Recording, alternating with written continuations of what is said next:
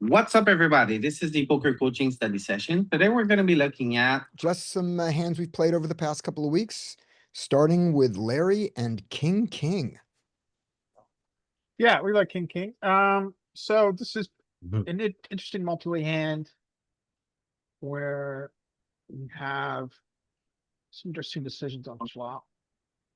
So the straddle's on. I'm gonna open the 20 here from our position. A little So with the bigger. I'm straddle on, not too worried about having standard RFI sizes. right, and with the straddle on, we're playing 50 big blinds deep here, right?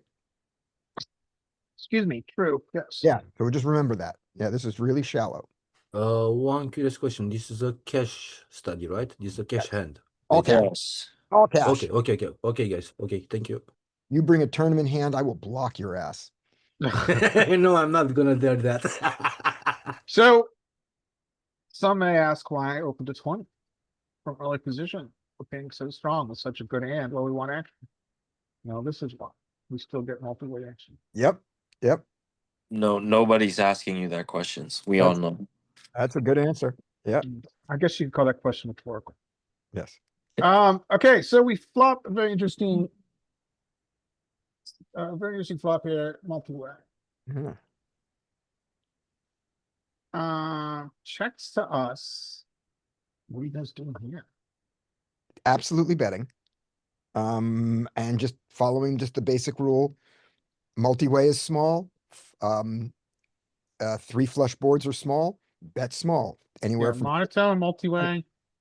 I choose a Did very they- small size. Did the guy just turn over the 3 of clubs for you to see? Oh, yeah, this guy folds. This is a glitch in the system. I didn't Okay. even put cards in for this guy. So this is a glitch. Okay. So I bet very small, Sure. get a call, and now it gets interesting. So folding isn't really an option. The only question then becomes, what do we think our equity is against what he is repping? He's repping fairly a flop flush, which would make sense in big pond. And But- two pair, Sorry? and two pair. Yeah, two pair possible too. Yeah, but that's it. But that's what that's his value that he's saying he has. Yeah, ace two is possible. Yeah, Doubt it's maybe twos. could be. So we're not folding, obviously. No, And we're in position. What do you guys do?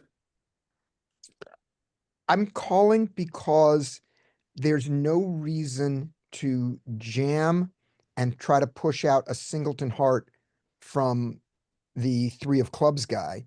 Because because you can't push out the other guy and he could have the hearts already. So yeah, just call. Your hand, usually you have the best hand, and when you don't, you have a really good draw. So yeah, we call. Yeah. And we get a third caller.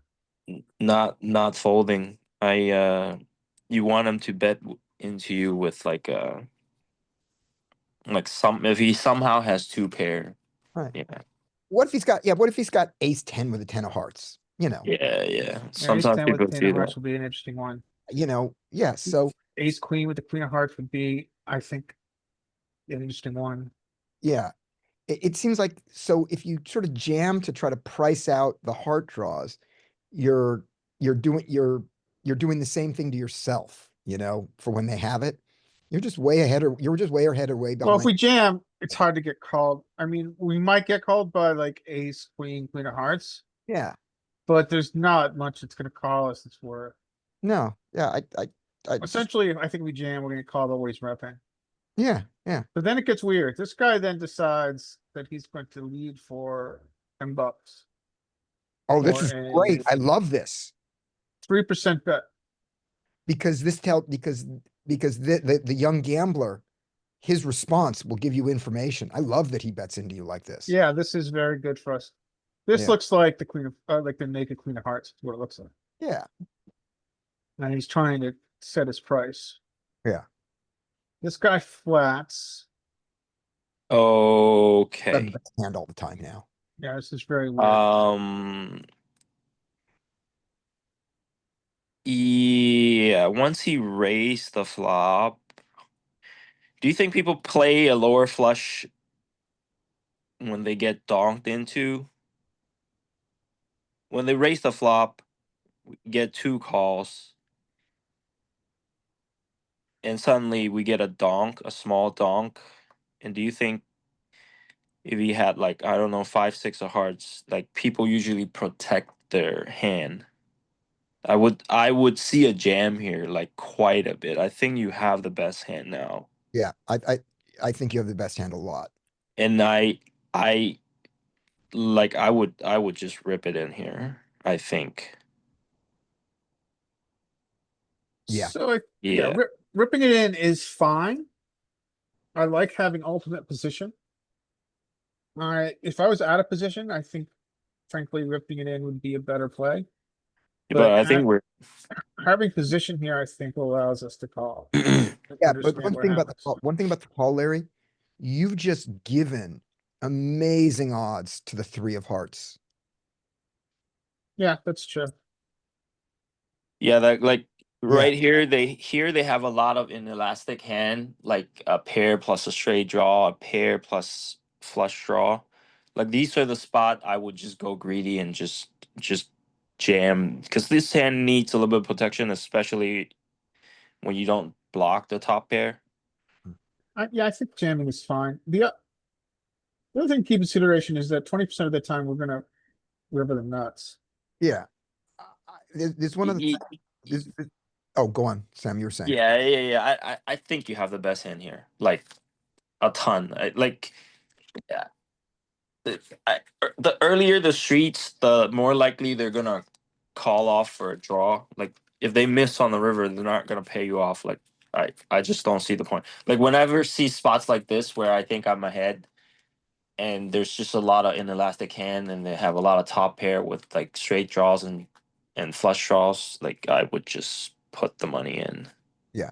And here's another way to, there's 2 more ways to look at it. One is, you kind of have, I don't say you have to jam. By the way, you have to jam, but you kind of have to raise. You can't really give somebody these pot odds to draw to a stupid heart. So you kind of have to raise, and then the only raise size that makes sense is the jam. Given Our the pot. SPR is less than 2. The other thing is this, your SPR is less than 1. Yeah. Right. 120, The other 260. way to look at it is this. Sorry, Imagine less than 1.5, imagine you're right. being 10 and a call. Imagine it went check, check. Would you consider checking behind your set on this board if it went check, check? Nah. And Larry, I'm asking Larry, would you even consider it to a check, check? Yeah, I'm a little bit spooked by flop play. Right. So it goes, right. So it goes check, you bet, he calls, the other guy raises, you call, and he calls behind. Then the initial, I mean, this guy just check raised into 2 people yes, he did. But after he in the position of big blind, which we know is defending a large suited range, especially live. right. But let's Those imagine that he nuts. did exactly that, gets the 2 callers, then the first unknown does exactly what you'd expect him to do. He checks, and the young gambler checks behind. Yeah, am I going to check back? Yeah. Because essentially this is a check is what you're saying, which is true. Right. I'm saying that Yeah. I don't think you or I would check back here, because now it's looking like he took a check raise with, a naked ace thinking it was good, and now he's afraid. But, but the guy who called has it, probably has a heart in his hand. So it's probably not best. So we're 20% to boat up.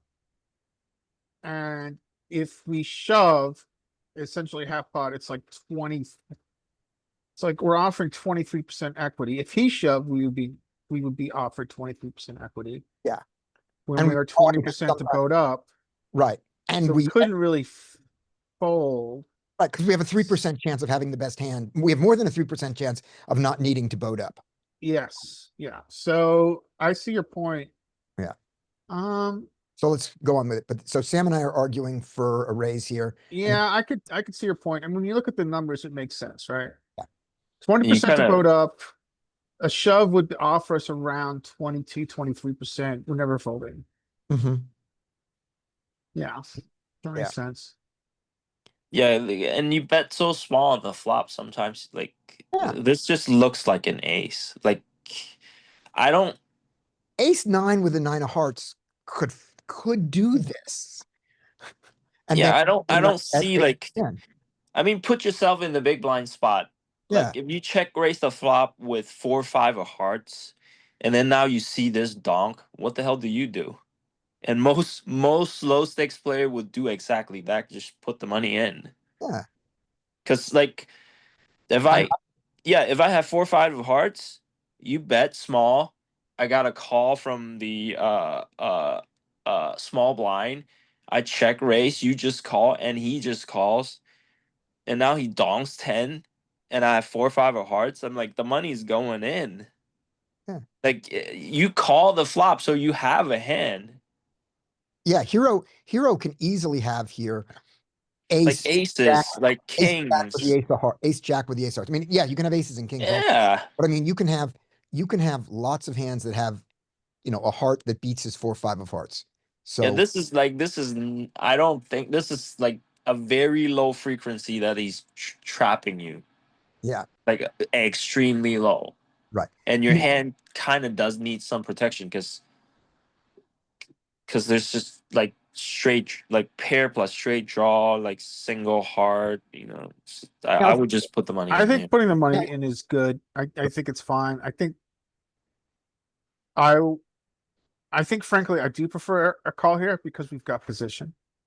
Okay, Yeah. I'll give you a couple of hands that I think he might play this way, but only sometimes. So I think the 4 or 5 of hearts and the 5 6 of hearts are probably jamming here most of the time. But if he's got the queen 10 of hearts, the queen 9 of hearts, he might go, I can get this in on any river I want. Yeah, if he's nutted, it's a different story. If he's nutted. But even then, he might say, I only get value from when the fourth heart doesn't come, maybe I won't get the heart draws to put money in. So Okay. he's probably pushing all of his nuts here. And by let's say he's pushing, I'll be generous, 75% of the time, if he has a flush here, he's raising. So you are ahead of both of them, A majority of the time. majority of the time, plus the boat up outs. Just jam. Okay. Okay. So I think jam is fine. I think I frankly prefer a call here, multi-way, having ultimate position, but I understand your argument and it makes sense. okay, and then one more word on ultimate position. One more word here, which Uh-huh. is, yes, you have position, and that's what allows you to put in this raise to know exactly what these guys have done. So you're using the advantage of position, but you're not using it 3 times. You're using it twice. Okay, now go on. So you take this. Yeah, because I don't like. I'm not using the power position 3 times. I'm using it twice. Yeah, exactly. You want to use it. You want to have the power position on the river too. But I'm saying you're not giving up your position by this. You're taking advantage. Your position is what allowed you to see a 10 and see what the other guy, how he responded. Well, yeah, but I'm using it 3 times because if I call, which I Right. No, do, yeah. Right. I meant in my line. In my line, you're not giving up the power position. You're only using it twice instead of 3 times. Oh, I see your point. That's what I was just I saying. get it now. For Okay, the I little understand what voice in you're your saying. says, it says, don't give up the power position. I say, no, exploit the power of position and jam. Now go on. You called.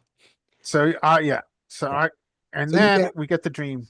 Oh, you got the best card in the deck. I did get the best card in the deck. This guy checked. This guy does it again.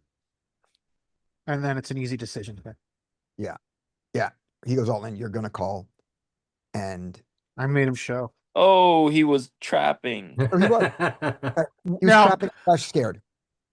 I think he was more scared of the fourth heart. True. I think yeah. I think what his thought process was this. Check. Here he's trying to fold out. Well, he's but He's just he's got he the can bet nuts, value. He doesn't care if he gets called. and he's drawing to a straight flush draw. Yeah. Here he gets two callers, which I think spooked him. Yep. And he's like, I'm up against the heart. I want to see a safe river. Which is fish think. Yeah. And he And also wants to see whether you raise, because that gives him information. Because you could have called your flush there, yeah, but you're not calling your flush to 10. What happened if he jams? Are you gonna fold? no, because I'm getting about 23% and I'm 20% to vote up. So it's just, Yeah. my hand is too much equity. Yeah. And yeah, so just to show you guys where we were, because we were, I obviously we don't have a solo hand, but we had, we essentially had 33%. So we had like 9 outs. Right. To 9-10 outs to his flush here. All Yeah, right. but this is on the flop. This is on the Okay. flop. Oh, on the flop. Yeah. You gotta go once a turn. You don't have 20. You have about 20%. You need 20%. You need 4 to 1. I don't Alright. think you're getting 4 to 1. Two Cool. more. That was the exciting hand. That was exciting. This one was Indeed. interesting. Because I used an old school play here. Good. I'm putting the big blind on queen 8 suited, by the way. So shallow. You're playing so Oh shallow. god. Fuck you.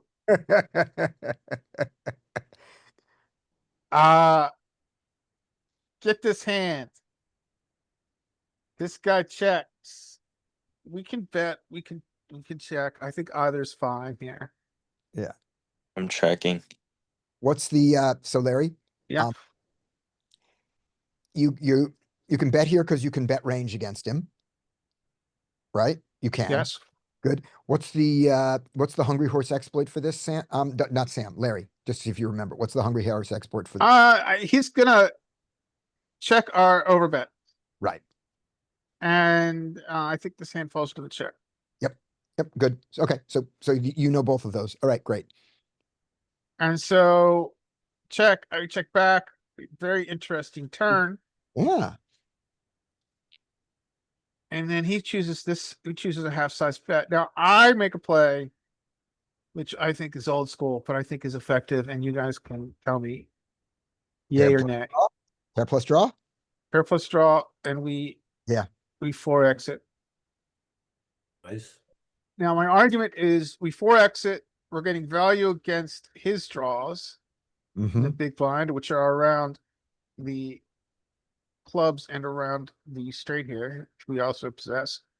And if he shoves, we're in hell, but I think people don't do that seeing this. If you So shove, you can fold. yes, we fold, I guess. And he calls. It's not a prickish river. He checks. And what are you guys doing here? I think I'm not turning the 5s into a bluff twice. Agreed. I think I'm checking behind. And we got lucky. So this is kind of had the ideal hand here. The question is really around this. I think this play is considered old school. Yeah. This, and I don't give a fuck because it worked this time.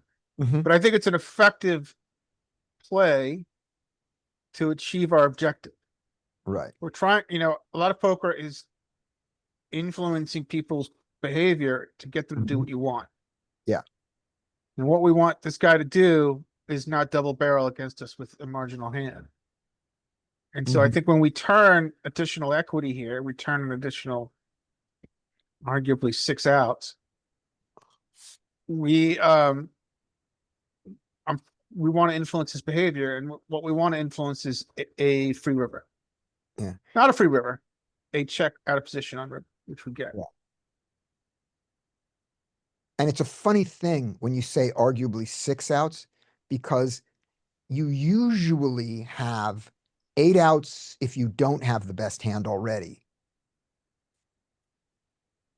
And six outs to make your hand even better when you do. And what I mean by that is, so the clubs are dirty, right? Yeah, But when he has the clubs, he rarely has a pair. He's got to have ace X of clubs specifically. yeah, that's true. That's just a cute little thing about that. That's true. And So so- does so this play? Do you guys think this play is profitable, or do you think it is dumb? No, Uh, I don't think it's dumb. I mean, not dumb. no, I don't think it's dumb. It's You just got to be careful of like. I think the Well, this- higher you go, the better the the players who could hand read. Yeah, You that's need valid. to be a little bit more careful yeah. But if because you hand read, so this was a check bet. This was check bet call bet. This was check bet call donk raise, right? Check, check, no check, check, Oh, check, check. You didn't bet the flop. You did- check probe raise. probe, Oh. raise. Yeah, let's see. So Is- what aces would you do this with? You could do this with ace seven happily. That's- A7 would be, You could do this with ace Ace five. five. You could do this with all your clubs. and he probably See- gives me, he probably gives me 8-5 suited because Hmm. ranges are so wide, right? Are you betting? Are you betting here with ace 10? I really like blocking 8-5 too. Like on the flop, are you betting ace 10? Oops, what happened? I stole your screen on purpose Okay. because I'm going to put up peak. This one is totally runnable. Let's see what a GTO strategy does in this situation. Yeah, Uh, I'm almost thinking that we need to then also follow through on the river. I don't think our fives are all that great there. Now I'm going to find out. Okay, so this was I was like hijack. your hijack. Thank you. I'm going to use the no rake version just to get your opening size a little bigger, since you really opened to 5x because of the game you're in. So there's the raise. He was big blind and called. Yeah. You got ace. It is ace of spades, 6 of clubs, 4 of diamonds. Ace of spades, six of clubs, 4 of diamonds. He checks range. There you are with a 5-5 with no, and so lots of checking back and some betting. Both are perfectly GTO, right? The bet size is small, and this is different than the horse. The horse has got only the big bet size, and this would be it, but you'd still check it back for, Whoa, how much we're checking back? We're checking back 75%. yeah, so I was completely wrong when I said you can bet range. I couldn't have been wronger. Yeah. Maybe Look, it's ace just low connected. don't just go blindly see bet when you see ace high, even when you open and you got a call from the big blind. Now we pick up the Okay. 7 of clubs or the 3 of 7 clubs? of clubs. 7 of clubs. All right. And now he gets to bet out, and with He- his queen 8 of clubs, He he's bet a B50. No, Yeah. he used big size. Did he? No, Yeah, he he used a B75. bet 15 into the pot was 20. Yeah. So So you we're got probably not gonna have my play because he used big size. 5. Yeah. So 6.5. No, he used 3.9. yeah, well, his actual size was 15, right? $15 is a B75. Right. So we're gonna call that $15. So he bet 7 big blinds. Yeah. And the pot was a little bit bigger than that. So let's do it with this one. And your pocket fives. I found a sliver. Yeah. Yeah. So it is not, but you really would like to have, you don't want spade diamond. What was your pair? Heart diamond. Heart diamond. All right. You found it. Totally Can you show us what the 3.9 sizing to? against 3.9. Yeah, Your we're gonna do it more. fives- Your fives are a party and up against a big size 9.8. You just don't do it. And you Yeah, don't follow solver approved. solver approved. but the reason that it's the minority, and we know this, is that in a choice that in modern poker theory, GTO, when you're looking at a choice of you have a pair and a draw, and so you're deciding and your pair is marginally made, and you're going, this hand is marginally made, but it's also a draw. So do I want to raise it or call it? We usually call it, Yeah, which makes sense.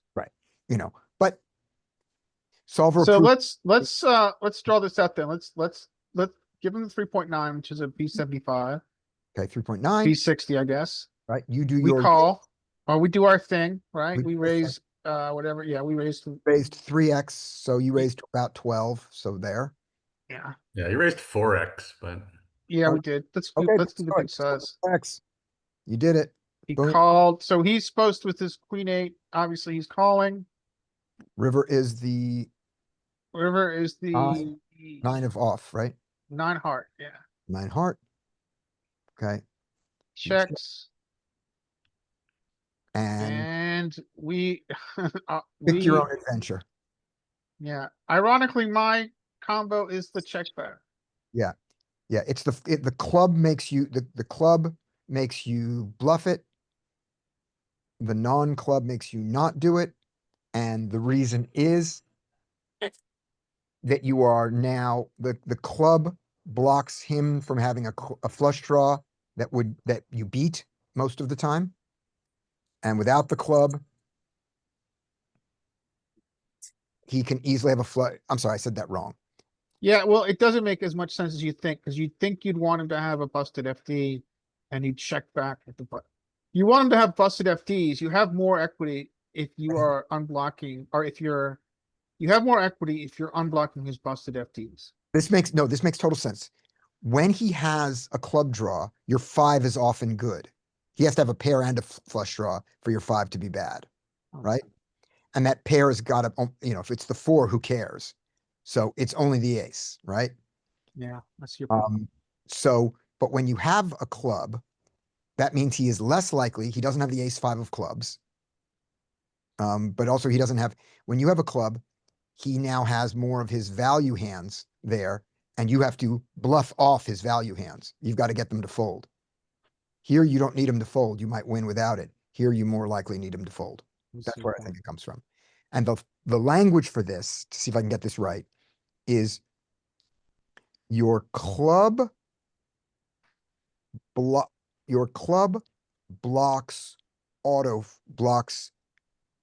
give ups. Yes, I think you're right. Our club blocks his Here, give-ups. right. Here you unblock hands.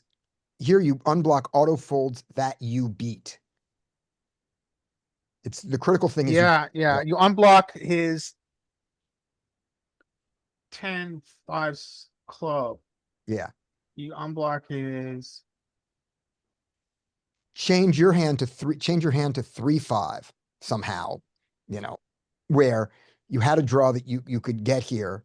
Somehow, why do you have 3-5 offsuit? Because you're in the big blind and he limped to you. It's in a whole non-GTO world. But just with that logic, if you need him to fold, then you love not having a club in your hand. Because when you bet, you've got all his club draws to fold, but you don't need him to fold. Yeah. That's where I think it comes from. Okay, back to all you. right. And I have one more hand. Share screen. I have one more hand and a bonus bomb pot if you guys want to see it. At the end, we'll do the bomb pots. Sure. Remind me. So, I might have shown you this guy's hand. Tell me if you've seen this hand. I don't think we have. I said this guy to 15.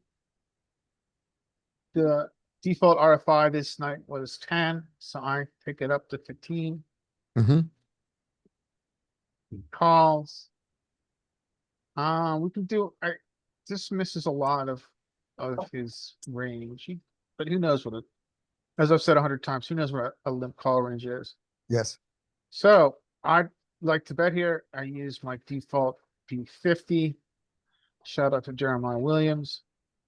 He calls, we get a king, We get a bad king, but it is a king. and it is bad king, so I check back. His calling range involves a lot of hearts, Mm-hmm. and then he uses this sucks. Just bet the turn, man. Mm-hmm. Why? Why do I want to bet the turn? For value. Bet use a small sizing. Okay. What? How Get do him we? to raise off. Get him to raise off with his flush. Yeah, that's a good argument. I mean, we can do a where you at bet, and if he check raises, then we know where we are. Mhm. And if he calls, then we can check back a lot of rivers. Right. And you can also, so that's a good reason to bet the turn. Mike, what's your reason for betting the turn? Just straight up its value? For value, yeah. Any other king that he has, singleton hearts, pairs like eights, nines, whatever, fives, fours. Okay. I like it. I don't, I think we probably are too far up in range. I'd really like to have the queen of hearts, but this might be a little nitty. I agree. Yep. Here's This the might argument. Here's the argument for checking it back. On a board of 7 deuce deuce with 2 hearts, the hands that make sense for him to call you with are heart draws, deuces, and sevens, right? That's That- what I was, so what's calling us here to our B50? Well, I was obviously focused on the heart draws, but he does have some twos, and so And he has some sevens and he has some pocket pairs, but not a lot of pocket pairs open limp. I thought this texture. I thought this texture that's calling my B50 lead him to a little bit You don't into think nutted ace- areas of like 2x in hearts. You don't think ace 10 with the ace of heart, ace 10 off with the ace of hearts call? Does it land? Might. We don't know their limping range. No. Their They limping range, mostly do. limping range has a lot of king has king 10 and king jack in it. It has He's got some king too. Yeah, he doesn't have a lot of I- deuces. He's Boy, got- got I a- think betting's fine. I think betting's fine, and I think, Sam's got a good point that if we bet here proper size, let's say $40, and he check raises, we can exit. So I think betting is fine. What is your size, Sam, here in the idea of recapping him, that makes him raise his flush? 15, 20. Okay, so you're betting, so you're gonna bet a third to a quarter, not even, not 2/3. 2/3? Why would I go 2/3? He's No, so you wouldn't. short. Right, that's what I'm saying, is you wouldn't. You're betting 15 to 20. No.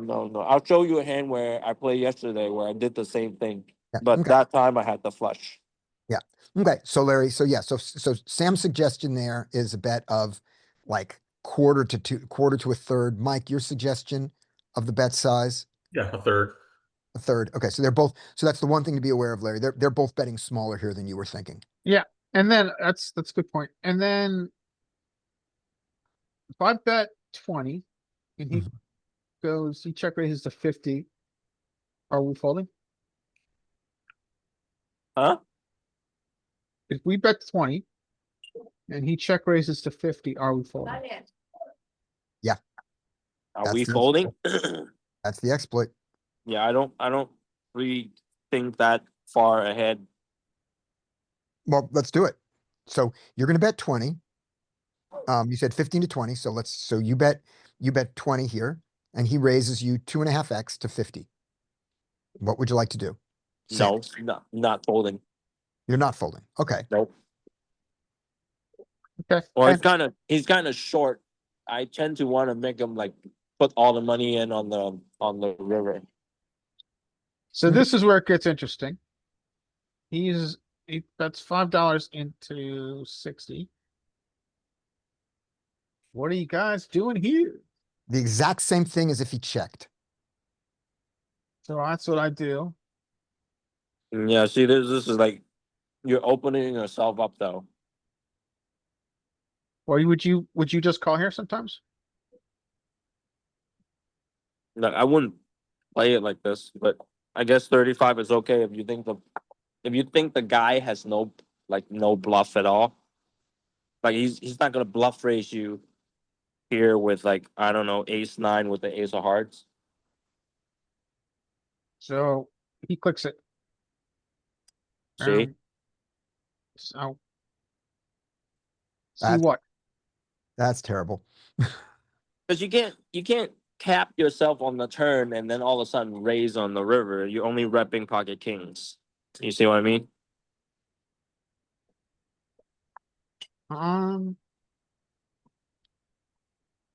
Like pocket kings, pocket deuces. It's just.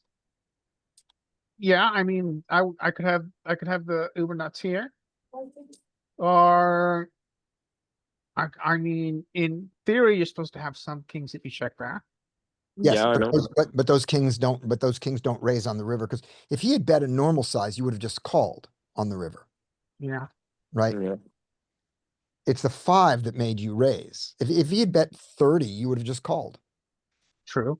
And if you Yeah, I'm still not folding the risk like I see too much spaz in 1-2. Like I'm just not folding. Yeah. Fuck it. So and then he's Yeah. got the nuts. I That's mean, he fine. doesn't have the nuts to prepared for. But See, I do see. I played the hand. So all right, that's it for me. you saved So let's 20 go back- bucks though. You should have let's go gotten your back- whole stack. Yeah, so let's go True. back to that. Let's go back to that hand before you leave it for just a second. All right. gonna- And I'm gonna play as him with the ace 5 suited, and we're just gonna see what the other line does and how we'd respond. And by we, I specifically mean Sam. So let's, so give me the screen again. Put it up again. I know. I'm trying. Oh, am I not sharing anymore? No, Nope, I'm you're not. not anymore. Hold on. Let me bring it up again. Hold on. One All right. second, gentlemen. So these questions are gonna be for Mike and Sam, because you were the guys who wanted to bet 15 to 20, and so you're gonna bet 15 to 20. And I'm gonna tell you what the response is. All right. See the hand? And yep, here's the hand. All right. Take me to the turn. Okay, here we go. King of hearts on the turn. I check to you, and you are gonna bet 20 here. Mhm. 20 into 63, the pot's 80. And I am going to check raise to, so you put in 20. I'm gonna check raise to 50. What do you want to do? Mike? I would probably call. I would also probably kind of like just try to look at this. If that could pick anything up, there's a potential to fold, but most likely just call. And then Sam? I check raised you to 50 on the turn. Not folding. Gotcha, you're calling? Okay. And then I jam the river for my last 40. Still Into a calling. pot of 130. The pot was now 170. Yeah. Yeah, I would just call. Okay, great. Sam, Yeah. same thing. You're calling? Yep. Okay, good enough. All right. Brian, Bogdan, Sam, or Ashwin, any of you got hands ready to show us? I do. Okay, go Mike. Okay. Because Okay, guess Mike, what I Mike, did this Go weekend into the list. You got it. again. What? Mike, go ahead. Nice. Where'd you play? St. Louis? This time I was in Vegas at Red Rocks Casino. Cool. Oh, I know Red Rocks. Yeah. Do you? Yeah. Yeah. It was actually really nice. Had I So how moved, are you taking to live play? What do you think of it so far? Oh my God, it's just so ridiculously bad. Like it's so I'm great. hearing, like I hear about how bad it is, and then now I witness it. It's really crazy. It's Like really when hard. you guys I were mean, talking about that last hand where, are people limping ace 10? I'm like, God, yes, everybody is limping ace 10. Like nobody's raising. Only like the better players are raising, and you can pick them out like immediately. Yep. yeah, it's hard. I mean, you've seen us show hands for months, but it's hard to really comprehend how much worse the play is relative to NL 100 until you actually see it. Yeah. Yeah, it is pretty nuts. This first one is just kind of a weird spot, and nothing really interesting except uh, this woman, this is an older, like really old lady, like she could be pushing 80. She has like 50 big blinds, maybe. And at the start of the deal, her card gets exposed. It's an ace of clubs. And the dealer's like, oh, because she like went to grab it and it flipped over, whatever. And the dealer's like, do you want it or whatever? And she's like, oh, I'll keep it. Haha, laughing. So I know she has the ace of clubs. And then it folds all the way around to her, and then she limps. And I have king, queen off. She has 50 big blinds. And I'm like, all right, well, I guess I'll just see the flop, Yeah. Yeah, right? great. I mean, you shouldn't raise, right? I'm not gonna like ISO her. She's gonna No. call anyway. I mean, I was thinking about ISOing her and then just betting every flop that doesn't have an ace, but Yeah, but you can do that without ISOing her. and there's no Yeah. chopping, by the way. There's no chopping, so that wasn't an option. Yeah. So yeah, what would you do? Would you ISO and then just see a flop? No, no, just that. Okay. Yeah, just it's the same thing, but no need. There's just no need to build the pot. The flop comes, 7-4 deuce. I'm just gonna go bet, bet, bet. You just Yeah. keep betting. You just keep betting till there's an ace. Yeah, that's exactly what I was thinking about doing. We get this flop, and I'm like, Oh, okay. even better. And I'm like, well, whatever. So she checked, and I just bet small, and she folded. Interesting spot. Yeah. Let's see, this one, I'm trying to determine this play. I don't know what you guys will think of this one. So these stacks should be pretty good. Mhm. This was a different table, different day. Mhm. Pocket queens, raised to 8. That was actually kind of standard. Some people were going 10, some people were going 12, and a lot of the people were raising to 8. That surprises me, but if that's it, yeah, great, do it. Yeah, it, You need it to was. get out of Vegas, man. Those games aren't good. These were actually pretty damn good. This was not as good as St. Louis the week before. The week before was really bad. Um, but yeah, so I raised to 8. And got a call from this guy's an older middle-aged dude who was always on his phone, never really paid much attention to anything.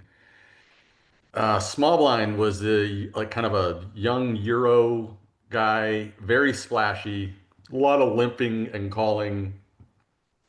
Not a whole lot of pre-flop raising, but very splashy. He bought in short, bought in for 200. He got stacked, and then bought in for another 200. And then so we go to flop here. Big blind was pretty irrelevant. Got this flop. Yay, yay, we have the queen of diamonds, hooray. Yeah, the Euro guy donks Mhm. 10 into 30-ish. And now it's on us. This is a tough spot. I would call here. I don't. So in theory, this flop is very good for the blinds. Mhm. They're the only one with 5-4, but I think with the queen of diamonds, I like just a call. Yeah. I'll say just one thing. Multi-way, when they donk, the hand is a little stronger. That's true. Yeah. Yep. And normally they donk larger too when they're strong. Yes. So Yeah. that's what I've seen, especially multi-way. Yeah. I mean, they play No, pretty it- face up with their donk sizing, and this does not say 4-5. Nah, even multi-way, even if they donk a little smaller, the hand is still a little stronger. Like that's usually how it is. Yeah. Yeah. I chose to raise because I didn't want to give 3 other players the equity in this flop that's really good for a bunch of callers. Okay. All right. Joey, just so you know, Joey is saying right now, but it is queen queen. But Joey is saying And yeah, then I was happy to have the queen of diamonds. Yes. Then the middle-aged guy who's constantly on his phone calls very quickly. I put in like I kind of thought about it for a little bit. Like I took a little bit of time before raising. And then the middle-aged dude on his phone calls very quickly. That's bad. And then the small blind goes all in. That's bad. Oh, now it's on us. I think you can fold. Joey folds. Yeah, Mhm. I would fold here now.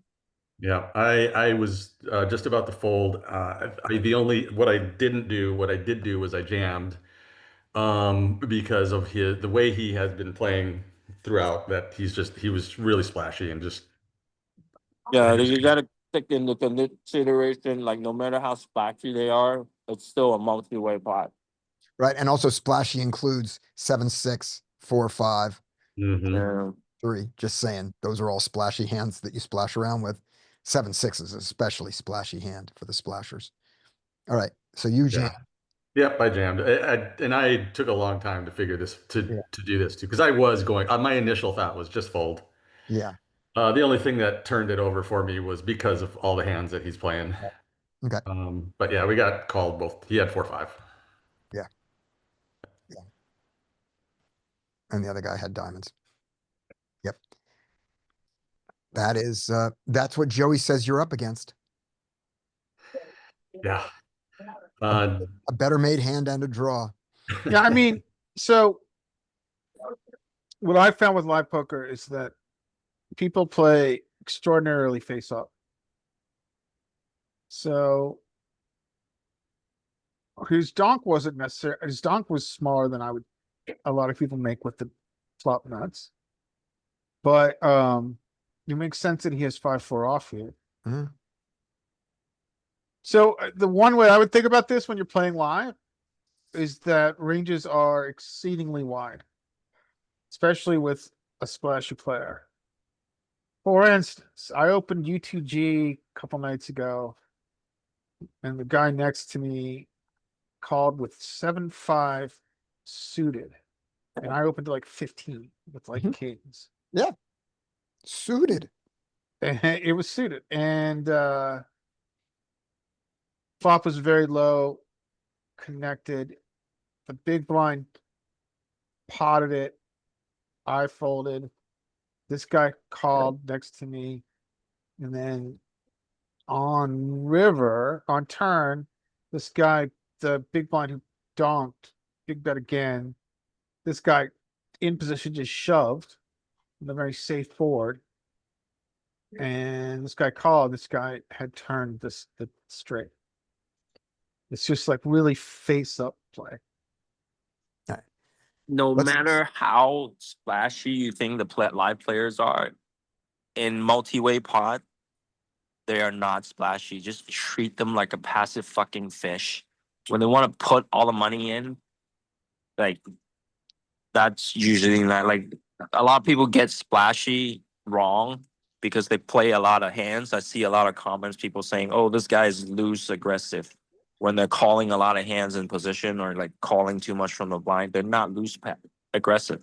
They're loose passive because when they do put the money in, they only have the good hands. Yeah, that's a They good point. just remember in live games, they all fucking suck. Right. They suck. If someone is the splashier they are, the more likely they are to get 2-pair and the unusual straight on the flop. Yeah. Because they have the combos that do that. They just miss, they also just end up with a lot of marginal stuff that you beat. Which Yeah. they generally are just calling. They're generally not raising. Yeah, they're not putting the money in. Right. That's what I'm agreeing A with you. donk, a call, a pre-flop. Yeah, a donk, a call, a pre-flop raiser raises in position calls. He's just not like if he has like ace three here, he's not gonna put the money in. Like this is like 2-pair plus almost all the time.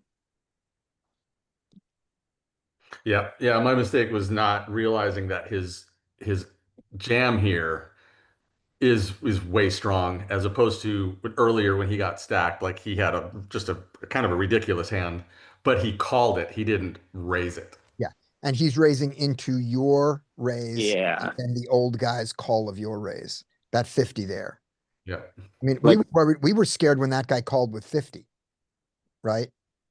That was my first. Yeah, I was concerned, but I did I was correct on like thinking about what he had was just a Yeah. really big draw. Big draw. I mean, yeah, he could have an ace high flush draw, like no doubt about that. Yeah. Pair plus draw. Okay, But when they both want to put the money in, they can both just have a draw. One of them has you beat. Yeah. Yeah. This one we'll classify this afterwards because so here we go. This is hijack. This player on the button, I would argue, is probably the best player at the table. He was just really good. Was he Always never limped, always raised. He played like, just in the observation I had, he was playing well. do you think he played better than you? Or just he was in your range? He was one of the best players at the table. Did you have a sense that? Yeah, I don't really classify myself. I just know he was playing well. So whether he was better than me or not is not something I thought about. Okay, good enough. Go on. And then we go here. We have this. I might check. I checked, Good. and he bet Okay. Small. Yeah. at the fold. This is the first spot here. Call, you can fold. Yeah, my bottom pair, I would probably fold to a larger size, Yeah. You can but I lose. did call. Yeah, that's fine. And now fold to a reasonable turn bet. Continues. Yep, a check, and he did check behind. Right? So what is his range when he checks behind? Queen X, Jack X, two, Doesn't have any two pair. not two, yeah, no two pairs, no sets. So showdown and like ace high showdown hand and draws. Hearts and the straight draws that he chose to bet to try to get an immediate fold that now decide to realize. Yeah. So I would imagine he's three betting ace queen. Well, it's 1-3. You never know. Yeah. He is on the button. So if he perceive you as tight, which I assume you are, you're not just opening like random shit. Then sometimes they flat with ace queen. I think Yeah. I think the top of his range here that isn't trapping, and I think he's trapping here very, very rarely. So of the top of the dense part of his range here, I think is queen 10. Because I think queen king and queen ace both continue to bet. Yeah, I think queen Yeah. 10 is a good call. Queen 10, maybe queen 9 suited. I think, yeah, or actually, it's queen 10. He can have as high as queen 10, I think. Mm-hmm. And it's funny too. This is probably the one player that I would think if he was observant. Again, man, I just never play hands like because this is live. It's like I feel like I'm playing a hand an hour. Like Yeah, I know the feeling. Yeah. So now he could have river some kind of two pair. Could have a Easy. flush. Yeah, this is really, yeah, I wouldn't turn this into a bluff yeah, on that board. Just fold. Yeah. I mean, there's not much you could do. no, You can lose. No. You can lose. Oh, okay. Ah! What made you decide to do this? What went into your thought process here? his bet sizing. Okay. Great. Well, point. Great. Well, I don't know if you're right or not, but that's a great reason. All right, let's see if you're right. So he tanked. He Good. tanked like a long time, like probably 4 minutes, Good. which felt like 20. Yes. Now, I have a question. While he was tanking, did you see him doing a lot of looking at the board, looking at his hand, looking up, counting, or was he staring at you? I looking- did not look. I was shuffling chips and just looking at my hand shuffling chips. I was zoned on not giving any kind of tell whatsoever. Okay. Okay. I would be interested at some point if somebody is tanking like that in looking over to see where are they looking. That would interest me. I didn't care because Okay. Enough.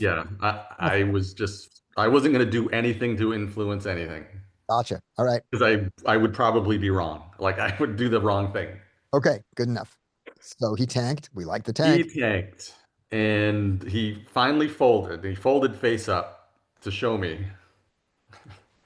Holy shit. Whoa! Nice. Got my God. him. That is Bro, I the would have called. I that would is have the called with Sam that. that is the Honestly. Sam hand right there. So Got he him. folded bro. face up, which is the quiet way of saying, "Show me what you had, dude." I know. Yeah. Don't show them. Do not But show of them. course, you do not have to show them. Out of the show. I was like, okay, that my play was a little spewy. I was like, okay. It's Yeah. not. It's not spewy when they fold. That's Yeah, great. true. That's awesome. Yeah. Nice hand, I bro. would like to say that your read was not correct. Fair point. Well, I don't know. His bet sizing did kind of, his bet was weak. Like he was not confident in that, Okay. right? But I then, mean, but ace then, king, I have ace king, I have hearts. You have ace king and you have some hearts. The only thing that I hated about this is I didn't have any kind of blocker other than bottom set. I was like, Yeah. Well, Yeah. I mean, we talked about this yesterday, and Scotty mentioned a hand exactly of this hand class, which can often use this play. This is a very gangster play. I love it. And you chose the right person at the table to use it against. A guy who's capable of making a big fold when he knows your hand, when he knows your play is exceedingly underbluffed. yeah, bluff me. That's me. I fold. mhm. Yeah, I mean, it's a great play, and it's one I've got a goal. I've got a goal to make this.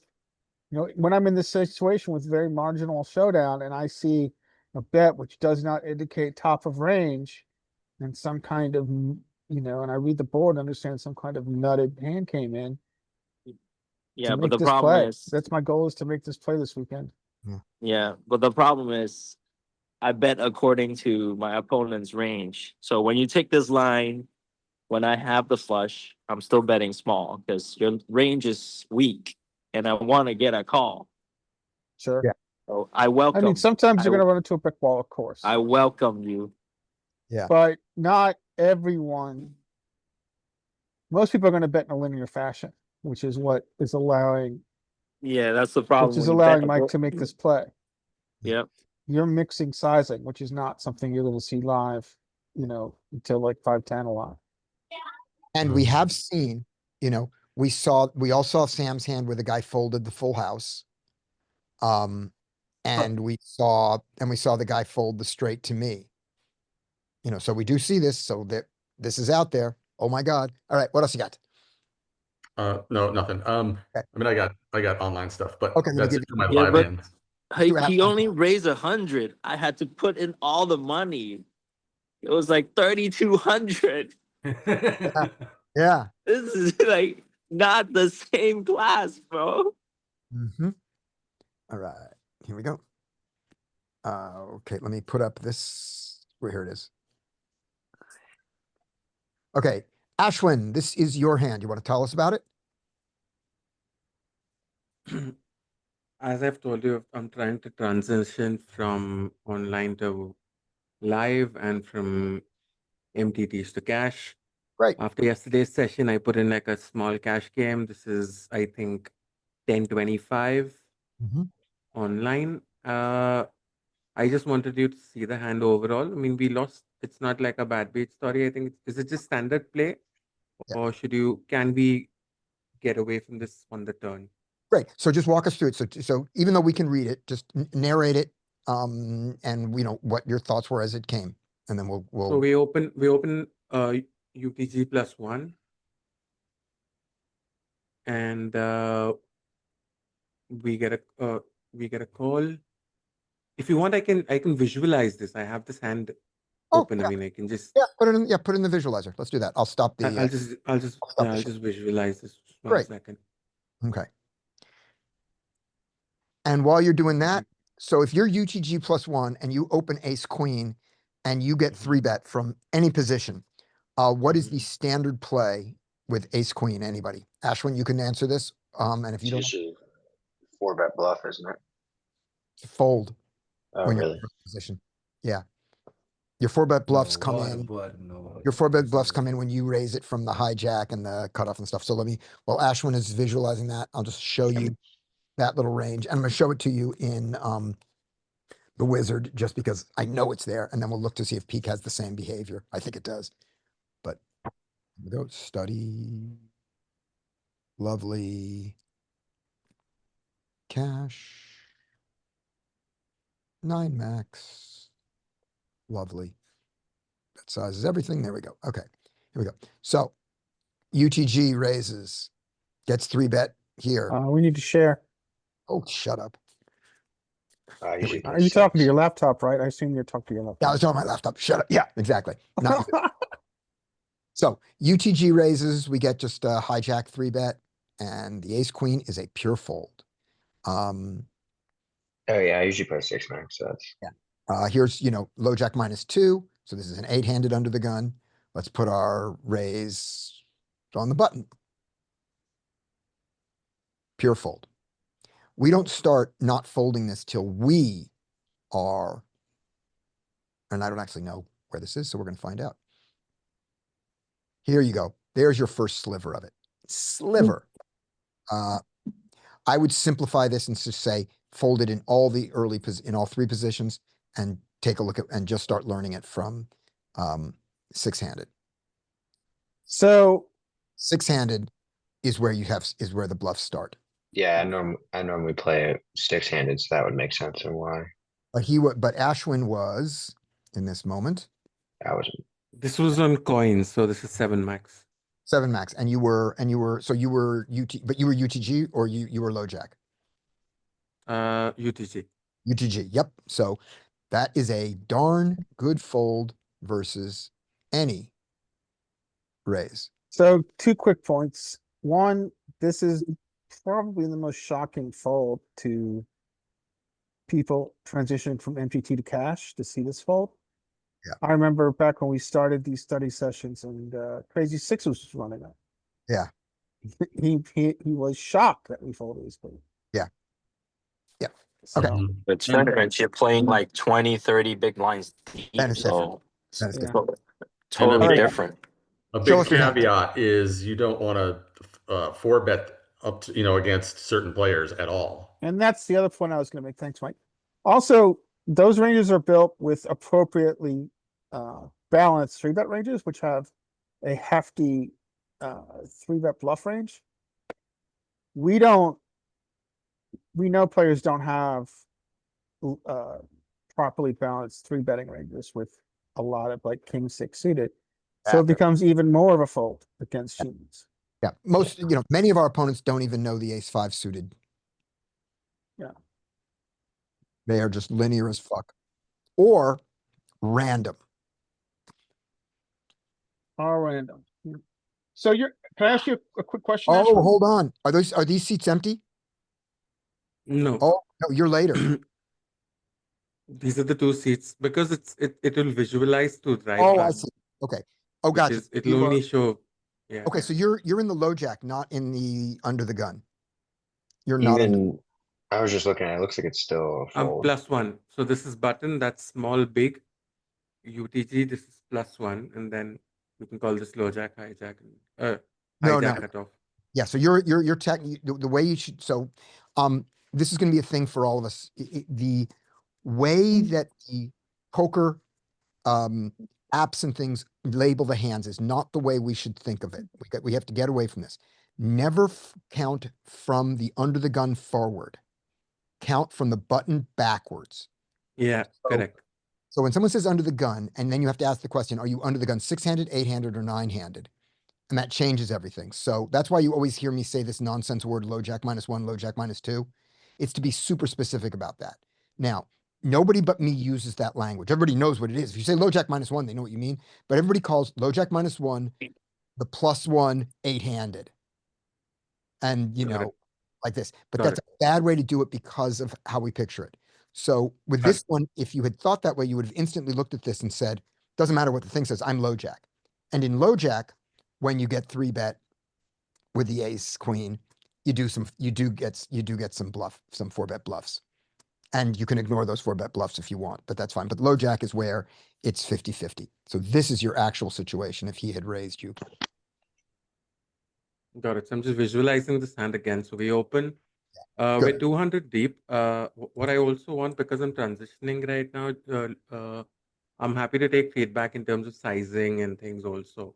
This I size mean, is fine. I'm sure I'm sure I'm going to be all over the place. So this So with is your sizing, opening size of 2.4 is fine, 2.5 is fine. You go 2.4 because that's what the computer does when you say 2.5. If you type in 2.5, it gives you 2.4 because of the weird sizes of because of the weird size of the small blind at the low stakes. So this is perfectly fine. You could also go 3 is fine. Online 3.5 is unnecessary.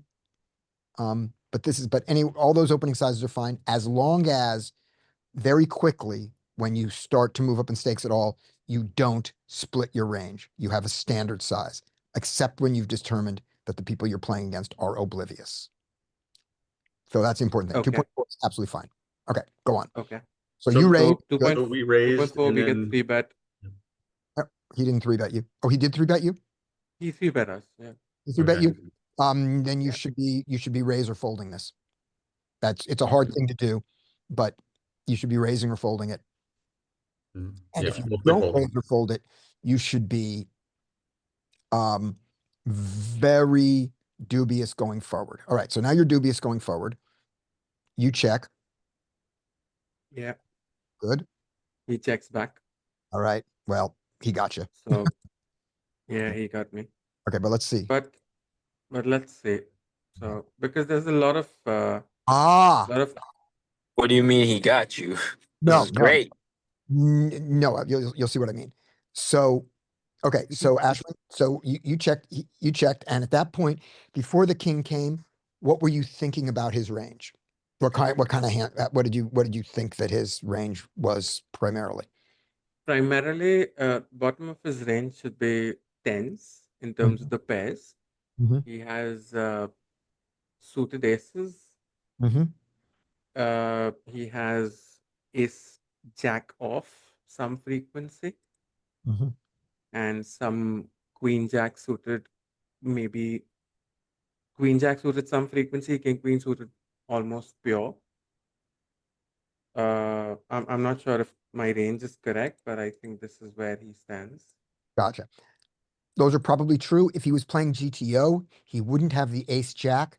His lowest ace would be the ace queen off of the offsuit branch, would be the ace queen offsuit, and he would have it pure, and he would have the ace king, and he would also have some king queen off. He would have all those hands. And then on the Okay. suit side, he would have suited hands beat you like ace king suited. He would have suited hands you beat like ace 5 suited. So yep, good. But Yeah, when and even to make it even more specific, Scotty, like if this was pure GTO, he wouldn't even have ace queen off full here. Ace interest, queen off folds in the hijack to this early raise. not in the wizard at 2.5. Remember, this is not early. This is low jack. No, he's like low jack -2. No, he's not. These seats are empty. These seats are empty. This is 7 Oh, handed. okay. Yep, my bad. Sorry. That You was did my say that, that earlier. that was where my whole speech came from. But yes, absolutely. The ace queen isn't pure against low jack -2. Absolutely not. Okay. Yep, my bad. Okay, good. So anyway, so we do this. So I never donk. I mean, I don't remember the last time I've donked you don't need to. Yeah, in a cash game. I think So you I did check, he checks. I check, he checks back. at the moment he checks back. I kind of like that check. Yeah, at the moment that he checks Uh, back, you should be really happy. Correct. So now I condense his range in terms of a lot of the hands that I beat, Mm-hmm. which is all your king queen suited, maybe some jack tens, maybe some. He may have some eights if he's 3-betting some king 8 suited. I don't know if it's something which is done. I know No. that's He done in has the very little. tournament place. If he's He- playing GTO, he has very, very few eights. He has pocket eights, a sliver, and he has ace eight suited a sliver, and he has 8-7 suited a sliver. Not even 8-9. Nope. Nah, I would say his ranges is just like tens to queens right now. Yeah. He's not gonna check the flop when if he three bets and hit trips. No, he's not gonna bet. He's not gonna check back. Just forget it. Yeah, he And has I very, would and I would argue that like king queen suited is just not in there. You're playing like this is 5 NL, right? Yeah. Yeah. The ranges are much tighter than you assign. Like this is like tens, jacks, queens, like absolute almost king. all the time. And kings make sense to have checked the flop. Yeah, kings. But you And- said he checked back now, right? No, he checked back the flop. He hasn't gotten to his river play. Oh, I thought he said we checked turn and then he checked back again. Not yet. We haven't gotten to that yet. So let's go on. So we check turn. Yep, I like He the puts check. in I this like the check size. on Was it a Mhm. big size? small. Small? Yeah. Yeah. It's Yeah, 10 I- into 20. I don't like it, but you know You can't fold an ace yet. You haven't lost enough money. you just gotta make them fire the last ones. You are very often beat here, by the way. Yeah. You're rarely beat by the hand that you are beat by, which is ace king, but you are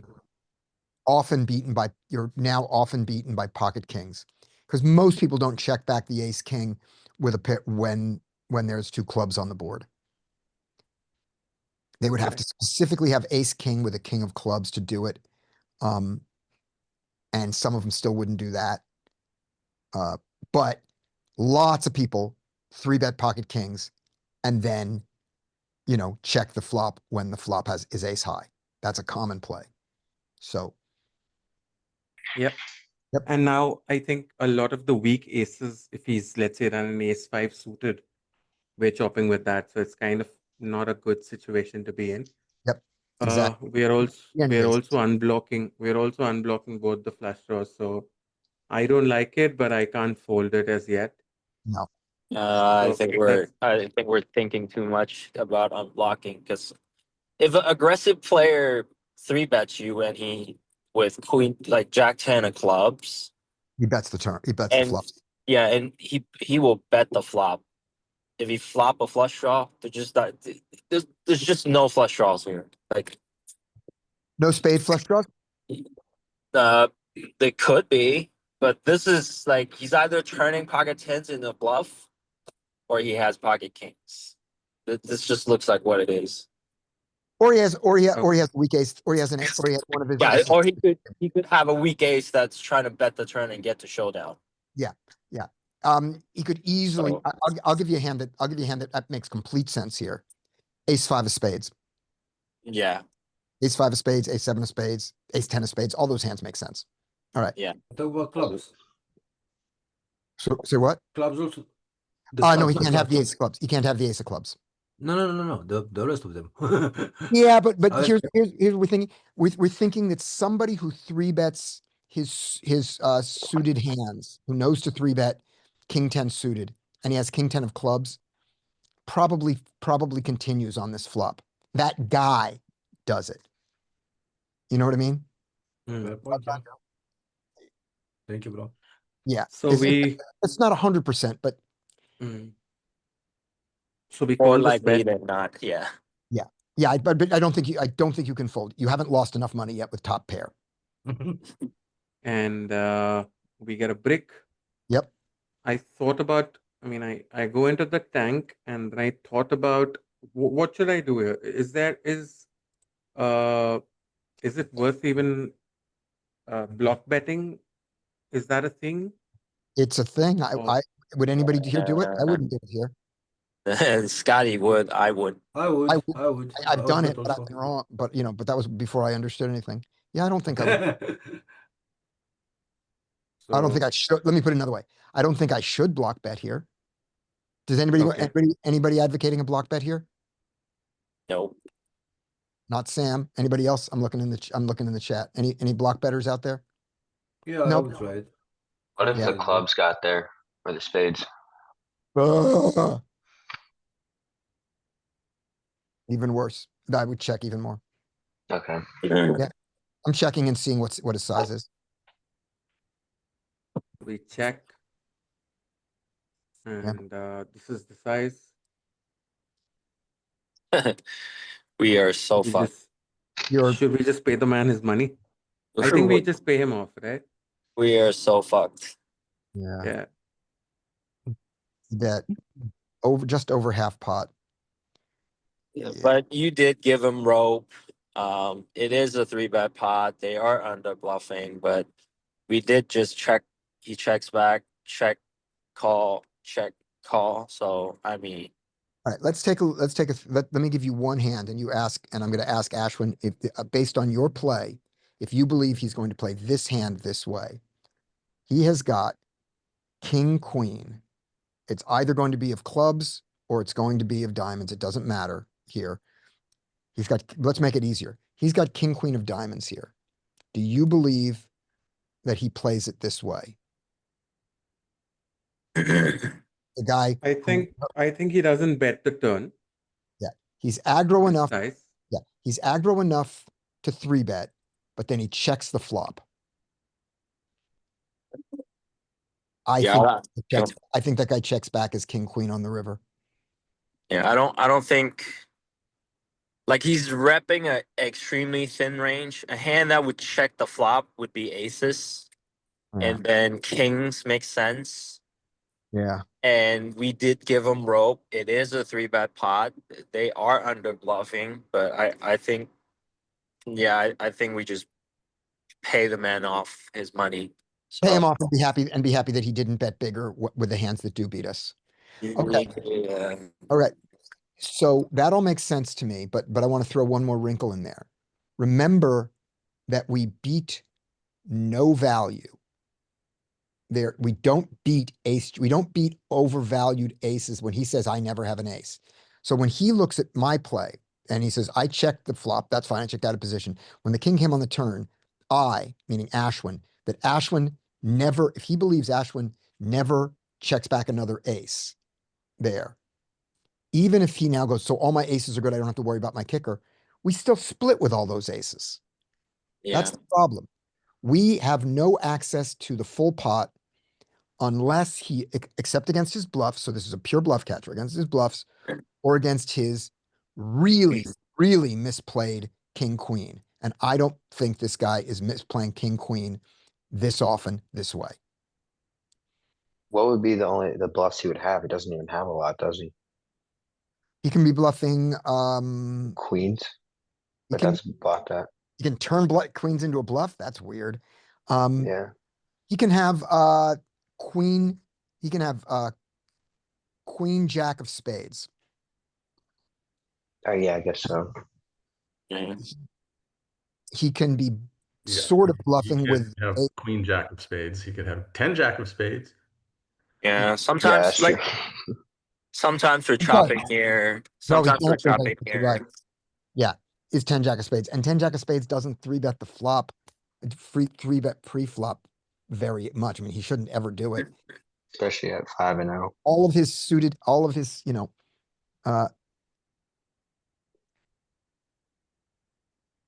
yeah, king 10 of diamonds is just a weird thing. Yeah, it's just hard. So his 5-6 of spades. 5-6 of spades, not 7-6 of spades. 7-6 of spades where he doesn't think the 7 is showdown value after you call the turn, when you call on the turn. That's okay. Yeah. So He's that's like, what no. in spades. And then he has a bunch of the suited ace of spades, all of which are kind of bluffs, but again, you only get half the pot back. Yeah. Yep. Just pay the guy. All right. What could you do? Yeah. So I think we paid the guy. Yeah. Yeah. So Very foolproof. the two questions that I had was, I think, turn play and river, do you call for a chop? Right. I think I almost folded the river because there's nothing that I'm really getting access. I mean, I'm chopping at best, I felt. Yeah. But yeah, that is that. I mean, you did Thanks, give him a Scotty. lot of rope, so I mean, Yeah. Yeah. Mm. Did we lose? Of course we lost. Yeah, we lost there. Ace king. As ace king. He played Huh? ace king in an unusual way. He checks back ace king. Because he had the king of clubs. That was the one thing where we go, hey, I might do that sometimes. Yeah. So I mean, Quick immediately question tagged him as a for good you, player. I Ashwin, mean, if you don't mind. yes, sir. Off, please, go ahead. different than the hand history. You're playing on coin, right? Yeah. And the drive HUD runs fine on coin. Did you have to do anything special to get it to run? Nothing. It runs very smooth. Okay, cool. Right. Yep. And so, yeah, the only, we lost 40 big blinds on this. It's not terrible with top pair, second kicker. Not terrible loss under any circumstances, but the best play, yeah, would have been, raise fold pre. what was his Hutstead read? Did you not have a lot of hands on him? I can just put it up right here. Yeah, let's see, If you had his Hutstead read, just read into his Hutstead. let's see what we got. Let's see what we have. Just loading. Okay. If it's like 18-5, then just muck the hand pre-flop. Yes.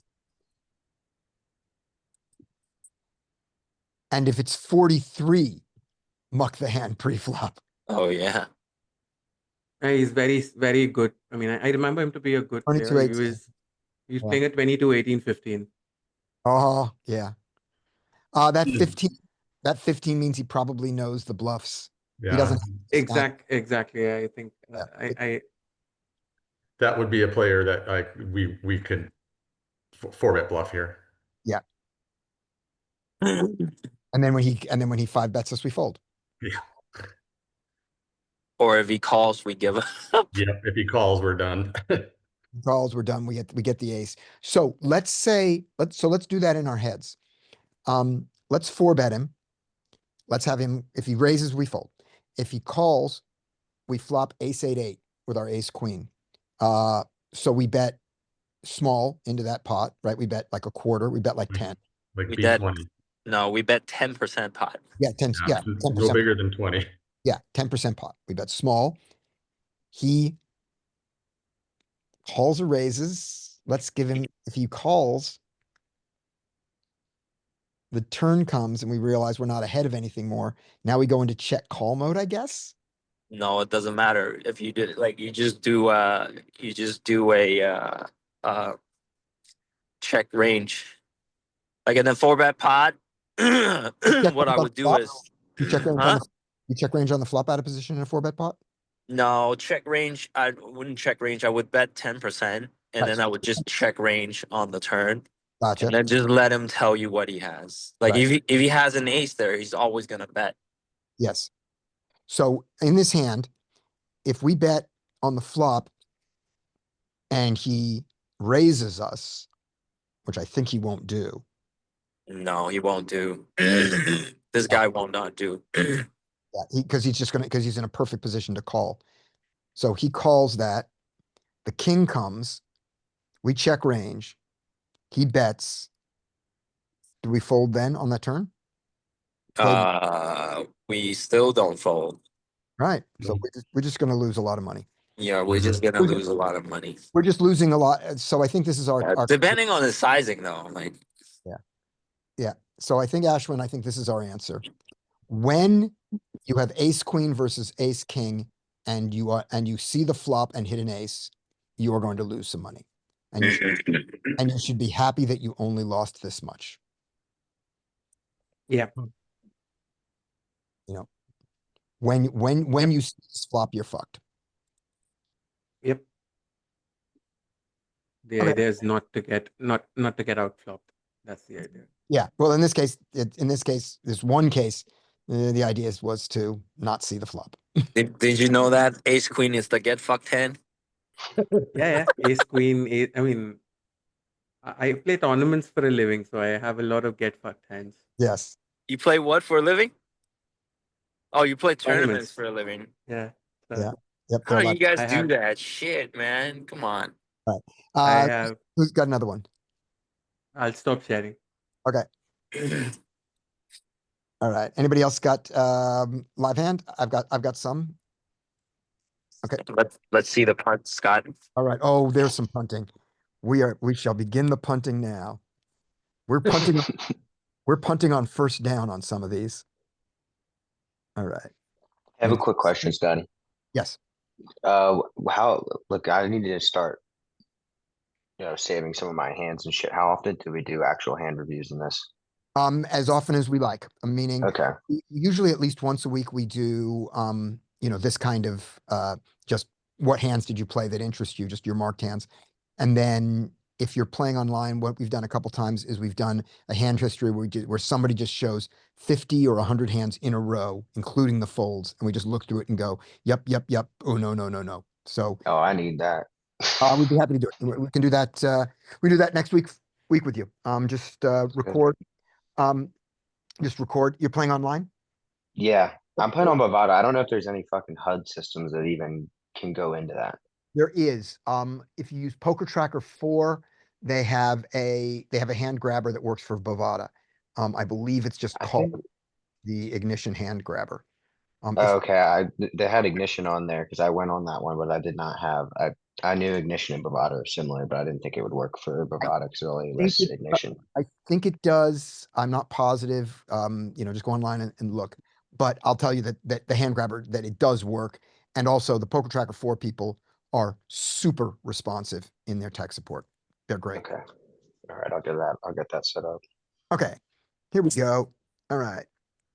So this hand is played against a guy who is marked as a suicide bluffer, meaning we have seen him make some bluffs that were like big and dumb. The wrong hand at the wrong time. So we know this about him. And we wished that we had been reading our phone during those hands and not seen it, because this does not end well. The kamikaze guy. No, he's just, it's not that he's always bluffing. It's just that we know he will make the big bluff, and we know that his choice of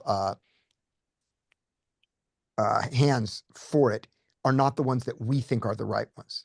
We meaning me. But I looked at one of his bluffs and went, this didn't seem like the right place. Like a check raise bluff on the river when the guy didn't show weakness.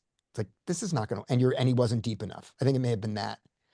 It may have been a three-way hand where, three people saw the flop, and so the guy had bet into two people twice, and then on the river when our guys draw bricked off, the other guy bet and he goes for the check raise bluff or the raise bluff. I don't remember what it was that marked him as a suicide bluffer, but in my note, it was like, okay, Did he get called? oh yeah, he got called. Okay, so he's over bluffing. Then we should be over calling. Yeah, he's over bluffing, and bluffing sort of like maybe the bet on the river was 200 and he shoved in for his last 500, so he could only raise him 100 300 over his 200, and the pot was already big. It's like, this bluff is not going to work. Okay, like my dumped up bluff. Yeah, like you're dumb. Yeah, it was Sam. Basically, this is Sam. I didn't want to embarrass Sam here, but this was a hand I played against Sam. All right, here we go. So raise the nines, get called. Jack 6-4.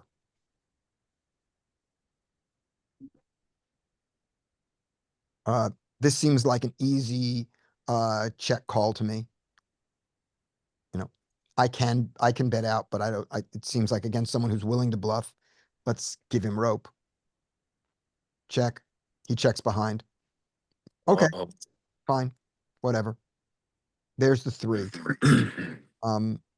I think that he's bet. I think that on a jack high board, if he has a jack, he's betting his jacks. People do not let jacks go very often, being afraid of my range, which contains aces, kings, and queens. By this, I don't mean pocket aces, pocket kings, and pocket queens. I mean, I have a lot of ace X, king X, and some queen X, good queen X suited in my range here.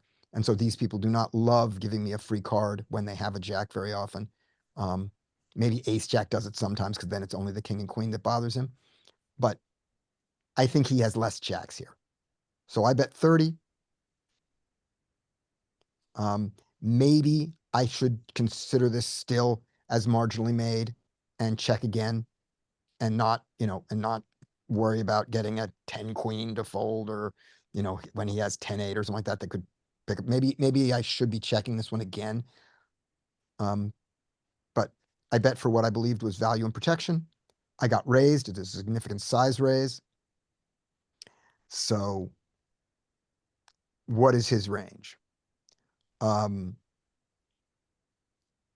This is weird. This is a weird ass play for Jack X.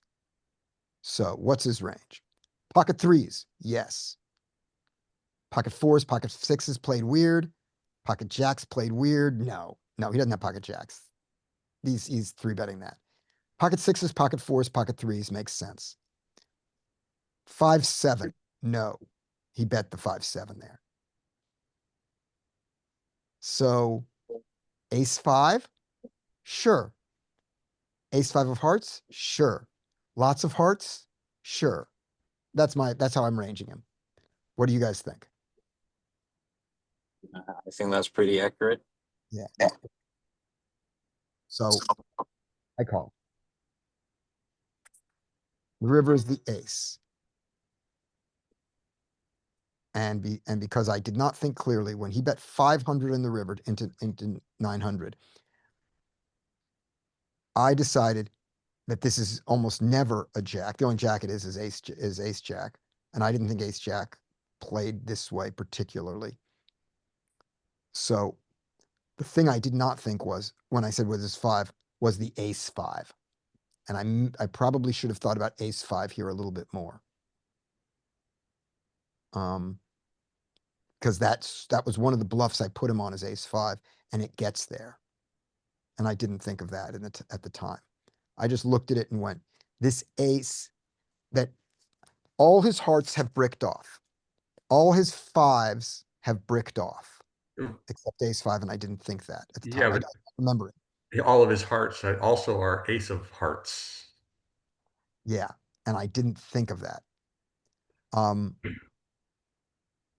Because I remember the hand at the time. I did not think enough about, I thought that the ace more about, this ace is so bad for his, for his strangely played jacks that I now don't think he has one. And so now now this pushes him towards the hearts for me and the five. Now, if I thought about it a little bit more about this size, does this size make sense for a weak ace? Because it's not ace king and ace queen here, but it could be ace, ace five of hearts, ace seven of hearts, things like that. Yeah, this size does make sense for that weak ace. He could bet this size, right? It's over pot, right? It is. Yeah, it's just basically pot. It's pot. 477, 500, just over pot. Mhm. What do you think? Yeah, I mean, I would probably just fold, but the fact that you've given him the suicide bluffer sort of tag and that's your read on him, make it closer. But like you said, a lot of his bluffs on the turn kind of get here. Yeah. Yeah, I should have thought of that. I called pocket fours. And my note in real time was, of course, I wish I had not paid attention to the hand he bluffed. You're right. Well, Okay. that is an argument for bluffing. I mean, Yeah. see it here. Yes, it is. In limit poker, it's called your advertising budget. Okay. So this hand is specifically for Larry because it includes speech play. All right, I'm dialed in. Thought you would like this. All right, here we go. We get an open to 35, perfectly standard size there. King 10 suited is one of the 3-bet bluffs. Let's take it for 105. that called, not great. But still king 10 suited, you know, so good things can happen.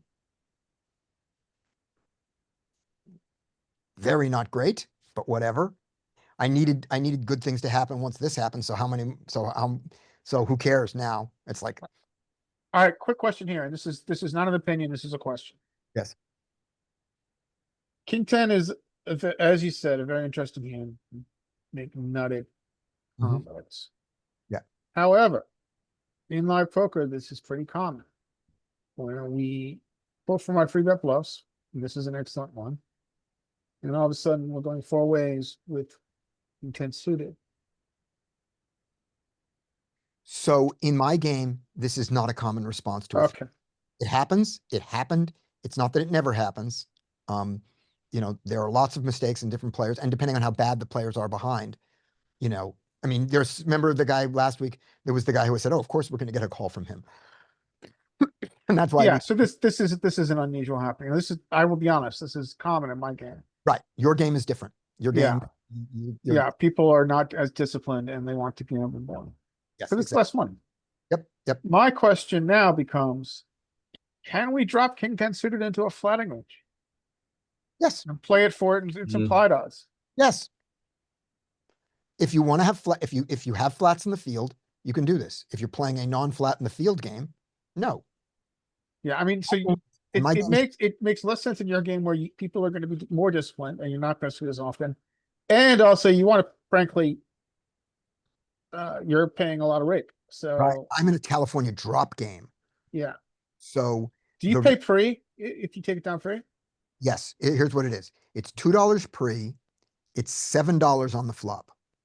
Got it. So you are incentivized to take this down free. I am incentivized to take this down pre. This is So a this obviously drops it a lot more. I'm just trying to understand how, now we've all trained vigorously in GTO Wizard and we know that we just, in theory, don't have any flats in the field here. Mhm. But I'm thinking in my game, Well, maybe I drop this into a flat. absolutely. Because your game is timed. And It's because timed and people love to flat 3-bets. right. Yeah, and because of this behavior. So absolutely. You're in a game that has the weird thing that a 3-bet attracts calls because the pot is big and they want to be in big pots to gamble. That's a good one. I never thought about, you're right. That's precisely what's happening. I've seen that. I've seen it with, I don't know if I've seen it so much with 3-bets, but I've definitely seen it with ISOs, that an ISO is attractive. One like- quick point is that I think also what's happening is that in Texas, there's no casinos. Mhm. So if you can't go play craps and you can't go play blackjack and you can't go play slots. Right. So gamblers go play poker. That's great. Yeah. Anybody who plays poker as if they're playing a table game is the greatest thing in the world. True. Right. Okay. So, almost as good as we're going to hope for. You know, because King, Queen, and King, Jack are out there, and that's 2 hands that beat us. But for the 10, we're only beaten by ace 10 of that class. So this is great. And then this is great. Check, check. All right. So, Larry, Carrot Corner talks a lot about let's check and evaluate in multi-way pots, right? Yeah. Have we already done that by getting 2 checks behind us, in front of us, and having only 1 player behind? Do you want to check this on You that? know, I actually now am leaning towards a bet because I want one thing to happen. I want player 9 on button to fold. So I can play the rest of the hand in position. And also I think we benefit from folding out cards like hands like ace, jack, off.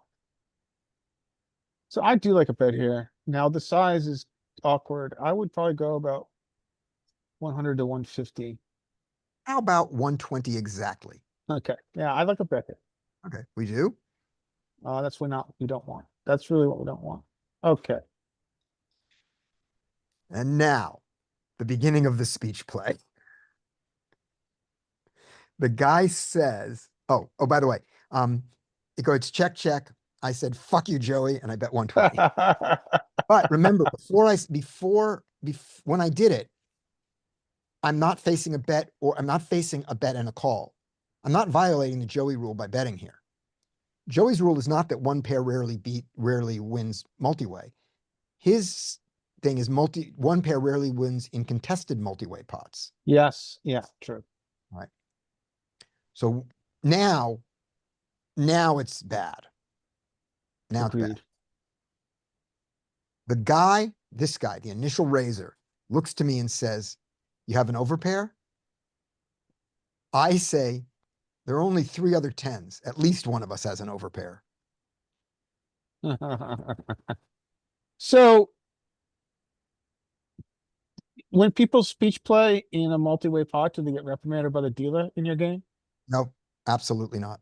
Okay, they don't like that in Texas. They're probably right. That's probably good. But no, we don't get reprimanded for anything. Okay. Okay. So check. I guess Joey here is checking now that it's gone like this. Now that it's contested, one pair rarely wins. Well, that true, but that's a very bricky turn. Very bricky turn. I may have done this because of the speech play. I said at least one of us has an overpair, and then I bet 420. Fold.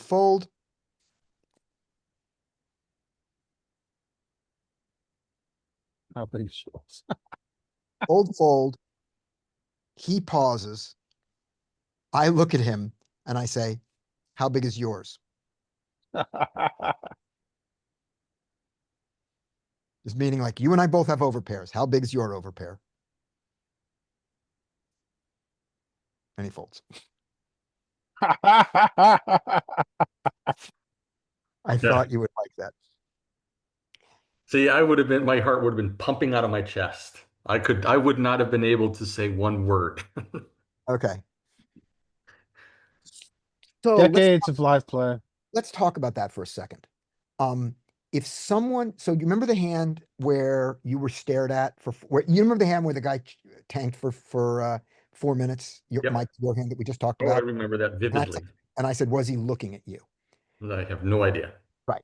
If I believe the following about myself, if I was on a bluff or even a medium value, a value bet, but not my absolute top of range, and the guy pauses for a while and he doesn't look at the board and he doesn't look at his hand and he just stares at me, I think that I would crumble within a minute. And I certainly don't think I could maintain 4 minutes with a bluff without my face turning bright red, without just absolute blood pressure crazy. And I've seen, some of the dramatic hands on television where somebody really does that, just stares at the guy. He's looking at nothing else. And I thought I would wither under that. You've seen the thing like, the famous hand where Phil Locke takes his hoodie, puts it over, zips it up, runs away from the table and lies down on the thing for television. You've seen, Phil Hellmuth go into his turtle face and all that nonsense. I would feel like you, and I would worry that any move I made, that my not moving was giving off information. My moving, if I started to talk, my throat would hitch, and that I couldn't keep from gulping. That would be sort of my belief. At the game I'm playing, what I've noticed is that when people tank, they're not staring at me or their opponent. And by the way, that's where you should look, Mike. Don't do it when it's you. Do it when they tank on somebody else and see where they're looking. Get it where you're free. So is this guy looking at the board and thinking about his hand, or is he looking at the other player trying to get a tell? That's your homework for the next couple of weeks.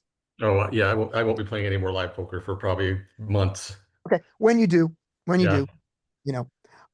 just so the next time you'll be able to answer that question, even if you didn't look at him and go, well, the last time he tanked, he stared at the guy forever trying to get a physical tell. And then I'm going to ask, where did he look? Did he look at his face? Did he look at the guy's hands? Just that's what the question's going to be. And that question's going to be for all of us. So that's what our assignment is over the next couple of weeks in live play.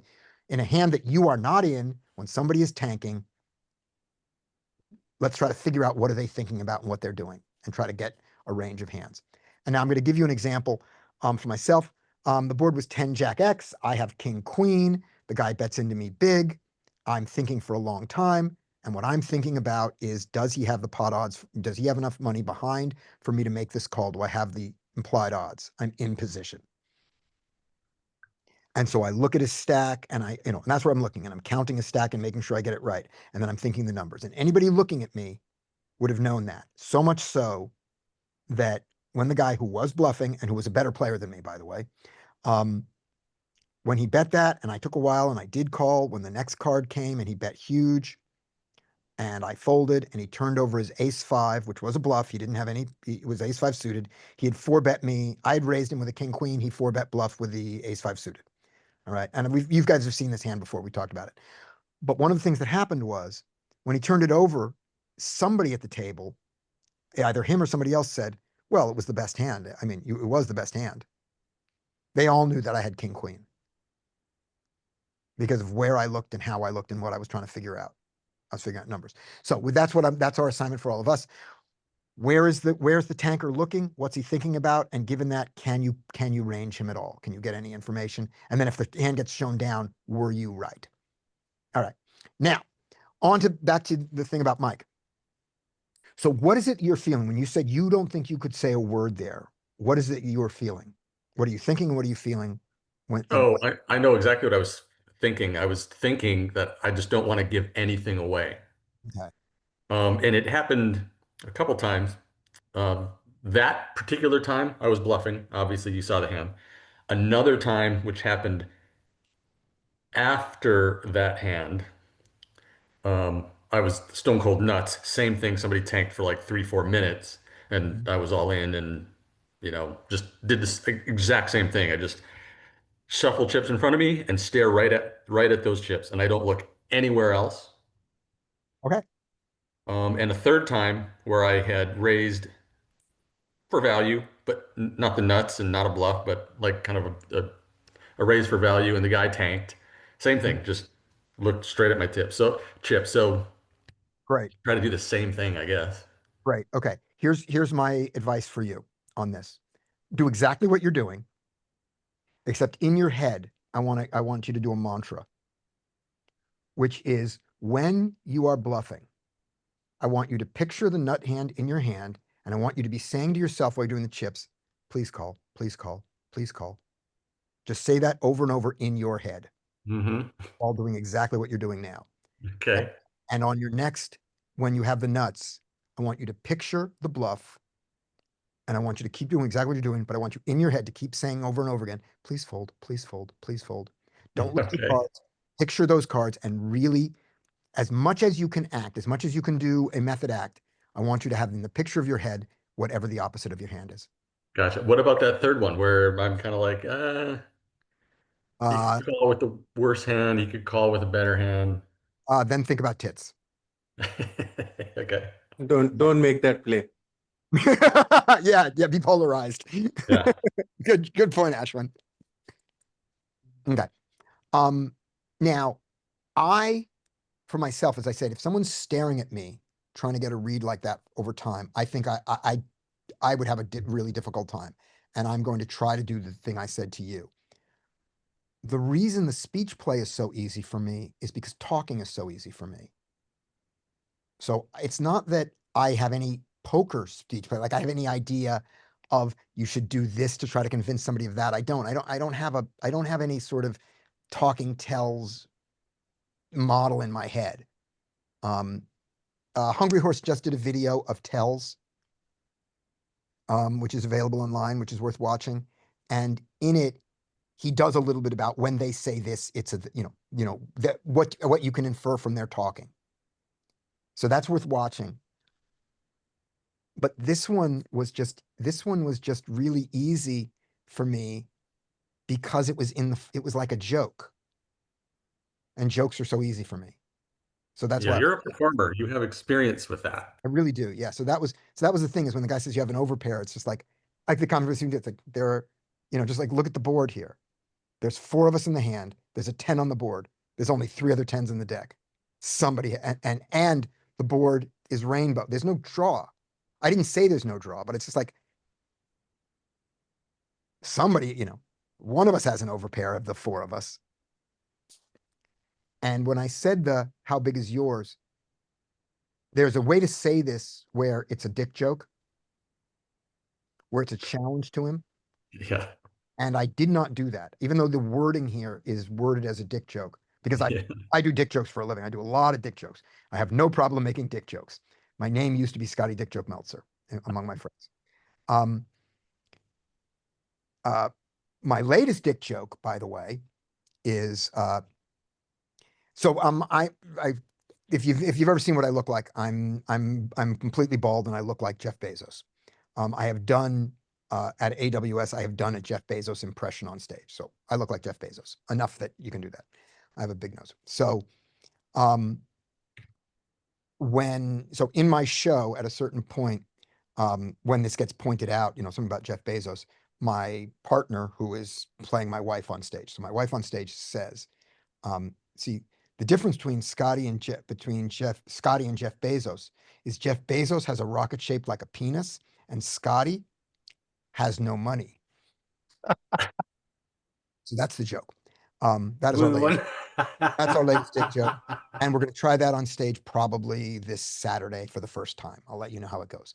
Anyway, back to poker. So it was really easy, and it was very easy to say it relaxed, to say to him, because he's looking at me like, you have an overpair, and it's like, so do you, you do too. How big's yours? How big's your overpair? Do you have jack, and without saying it, it's like, do you have jacks or queens? If you have jacks, you're probably in trouble. If you have queens, maybe I have jacks. Interesting. How big is yours? It's like, that's all that's going on here, dude. It's a simple binary thing and that's what I'm thinking I said. And it was very easy to say, but it's because he wasn't like, I don't know how to put it. I don't know why I didn't feel that I was being withered. And maybe it's just because I talked before it. I don't know. All right, moving on. I've said enough. That's the hand. That was a long time on no poker stuff. All right.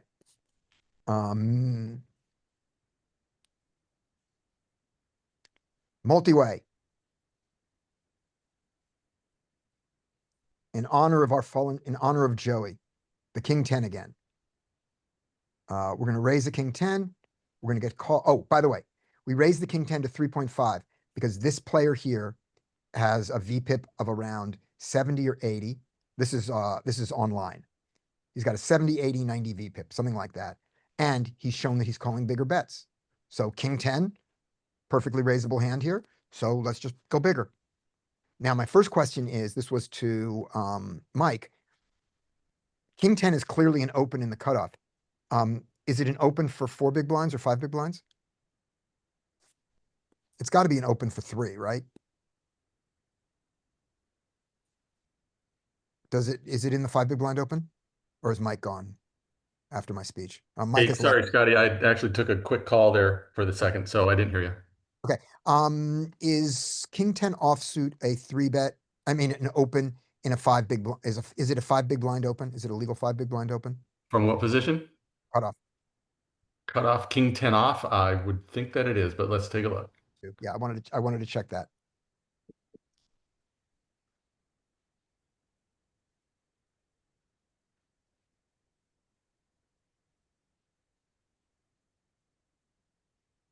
Cut off King 10 open is pure. Queen 10 off is mixed. Right. Perfect. Okay. Perfect. So I felt comfortable opening this King 10 to a bigger size than normal. It seemed like it would be in that range. He was going to make a mistake. So why not make him make a bigger mistake? If this hand was King or King suited, I would have gone even bigger. So I'm solely betting that King 10 is worth 3.5 like that because of his play. So I'm making a mistake because I believe he's going to make a bigger mistake. And I'm not worried about this guy picking up on it particularly well. So here we go. So 3 ways to the flop. Terrible flop. Check, check. I'm just going to check behind. I'm not even thinking about betting this. Check. Hey, this is great. All right. Okay. Cool. Who knows what this is?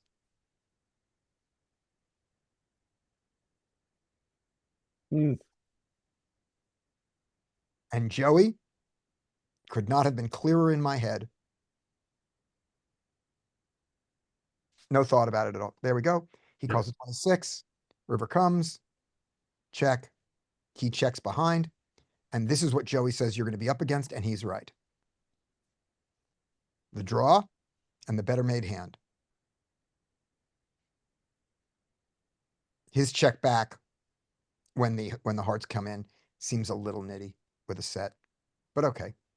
That's so nitty. Seems a little nitty. Yeah, makes sense. And this, there was a time before Joey that I would not have made this fold or would not have made it easily. It was like, yeah, you're beat. What did he do on the turn? On the turn, the ace nine of clubs bets out. Now that he's got a draw after check, thinking that they're weak. The pocket fives who checked pre-flop because he expected to be able to check raise based on my bet, right? That's Mhm. why he did it. He was going for check raise there and didn't get it. He raises Mhm. now with two flush draws out there. Yeah. And I just fold. Pretty legit. I think it's a decent size. Yeah. But Yeah, and look at his size. I mean, it's just like this could not Yeah. be. This could not be an easier fold. And if this fold is not easy for you guys, you're not paying attention. That's an easy fold. All right. Here's one that you've seen before. I'm just going to fly through it. Just another example of multi-way. This should be an easy fold. All right, here we go. We raise up pocket kings in a normal way. We get a million calls. We're out of position to everybody.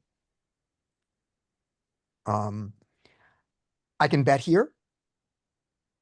Or I can do the jack, because my hand is so good and it's so vulnerable and I don't have the king of diamonds and all those things. So I can bet here, or I can do the Jonathan Jaffe, I think recommends it, as does Carrot Corner. Check and evaluate. Let's see what other people do. Check, bet. I'm not folding yet. Raise. I think I'm folding an overpair now. I'm not positive. Call. I'm folding an overpair without thinking about it. Yeah, Boom. this one fold. Yep. Then this guy folds. Here's the ace. He continues to bet. There's the fold. We don't know what he had. We never will. We're beat. Enough of the time that this is the right fold. So you guys have seen that hand before, but it's just those were those things. All right. Tributes to Joey. Let me mark this. There we go. We have seen all these hands. All right. Anybody else got a live hand? Otherwise, I will continue in the world of live hands. Yes, another live hand. I have to take a break, but I'll be back. Okay, here we go. This is a hand I played wrong. Very wrong. All right. Open pocket tens, easy, get 3-bet. Go heads up. I'm not going to fold tens here. To anybody, or would there be people you would fold it to? Let's see how deep we are. 90 with 1400 behind. Out of position. No, I don't think I'm folding. I don't think I'm folding. What's the bottom of your 4 bets? Uh, GTO land. there are probably some 4-bets. There might be some. Let's see how early we are. Low jack. There are probably some 4-bets with a 10 here. First of Yeah. all, GTO never folds this. I want to point that out. This is never a GTO fold. Also, this bet is larger than the GTO size.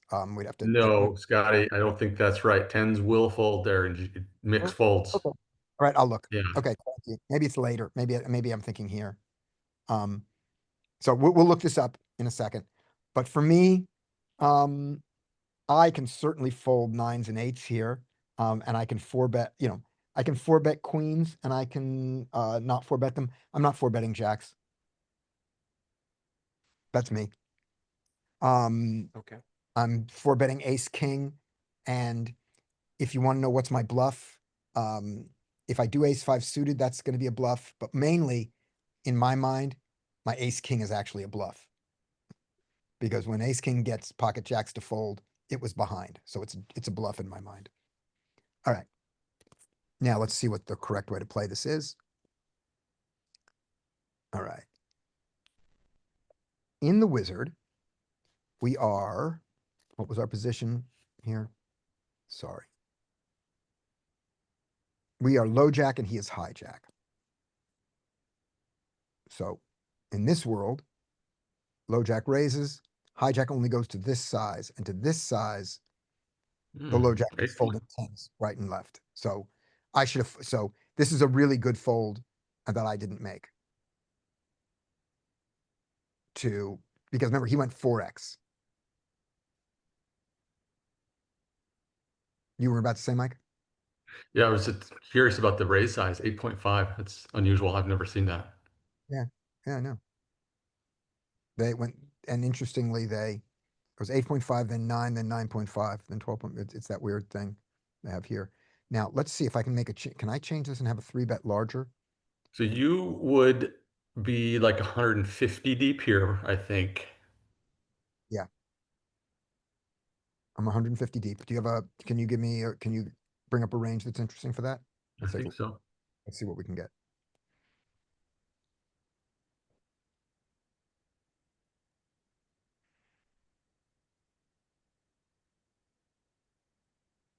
All right, let's go to, I'm going to bring it over to the 3x sizing because that's the biggest I can get. Well, no, I can go, Oh, 3x is what I got. That's good.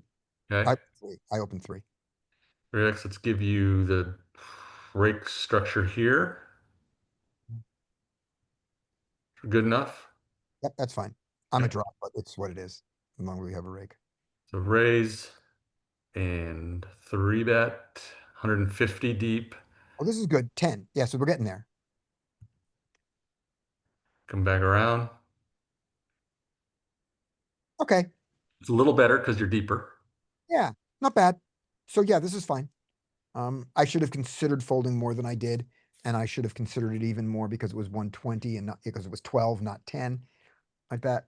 So, but we don't think it's gonna be a mistake. And is there can we adjust the 3-bet size in any way in this? No, we can't. No, Because they used to have like a 3-bet smaller, they don't have it in this mode. no. Okay, close, good enough. Thank you. So, oh, let me go back to sharing. Share, there we go.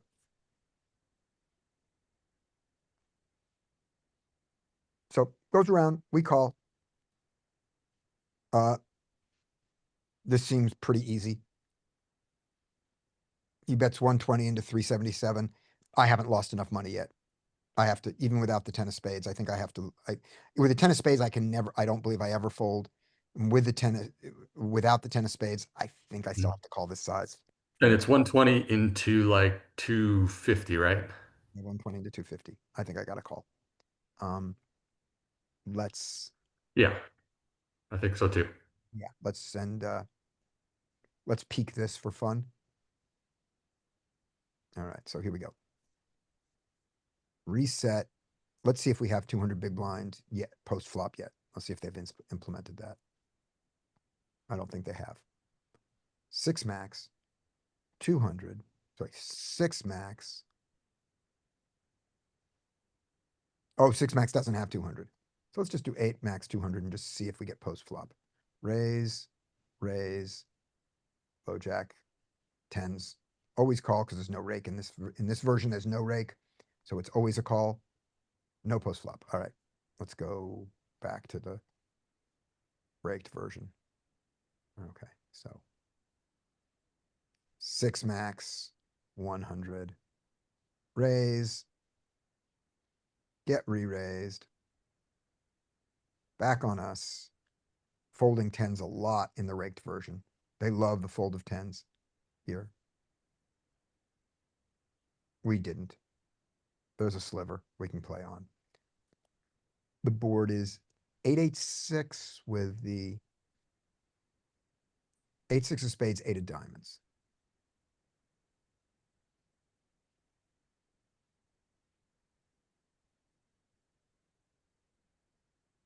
We check range. Happy to do that. He bet at a pot that he's calling 17. We'll say that this is a bet of about 9. Yeah, he bet B50, right? They don't even have that size. They have jam, they have bet small and all in. So he bet. Against the small size, the tens never fold. Against a bigger size, maybe you need a spade. Since it's the only thing we can do, let's have him jam like a weirdo.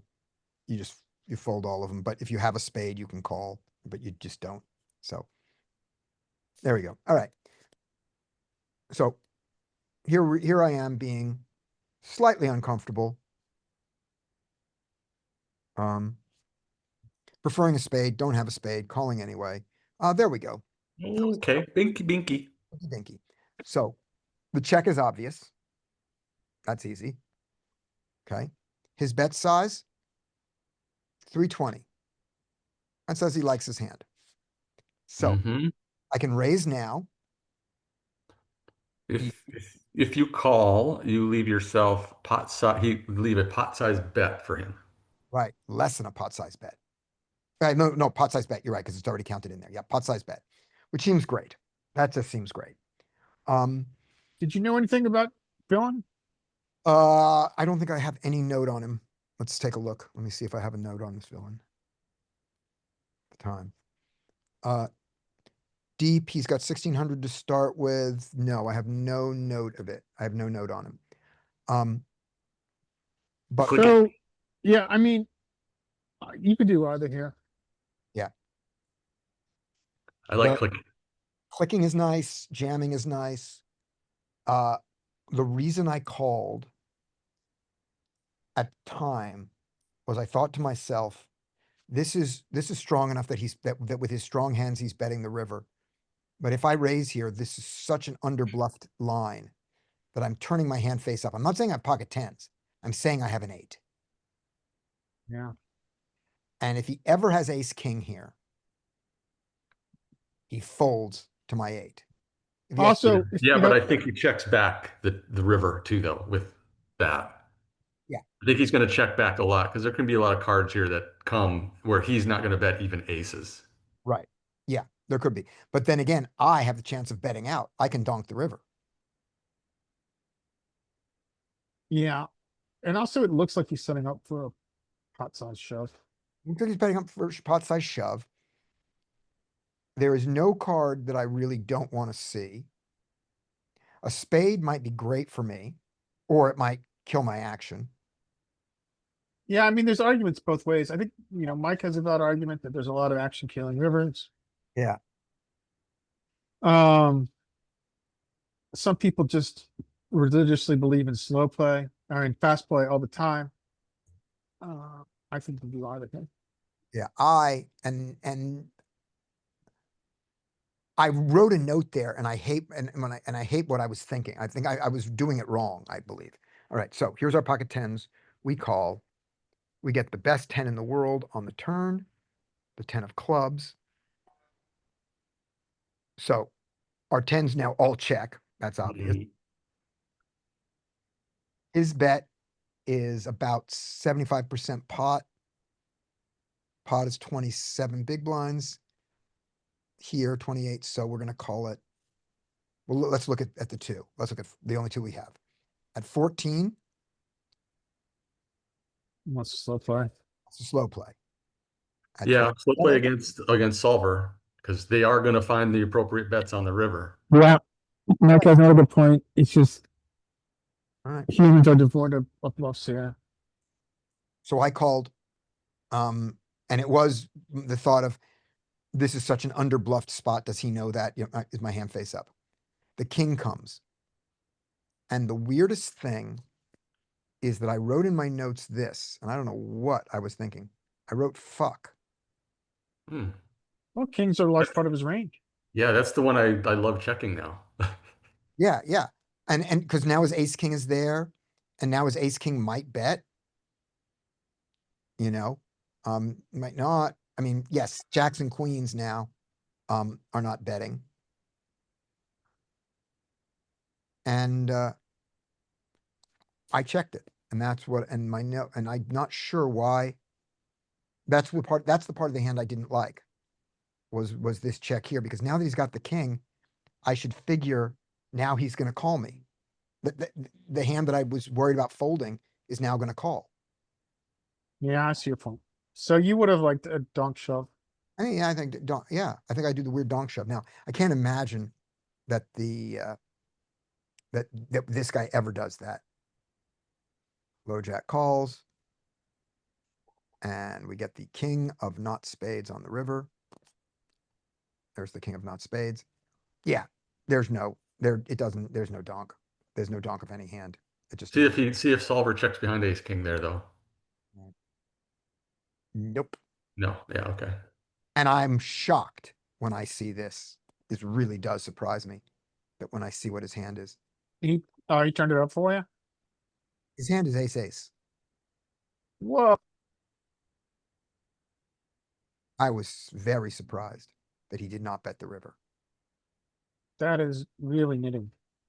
And one would assume that I get all the money in if I play this in any way better or different.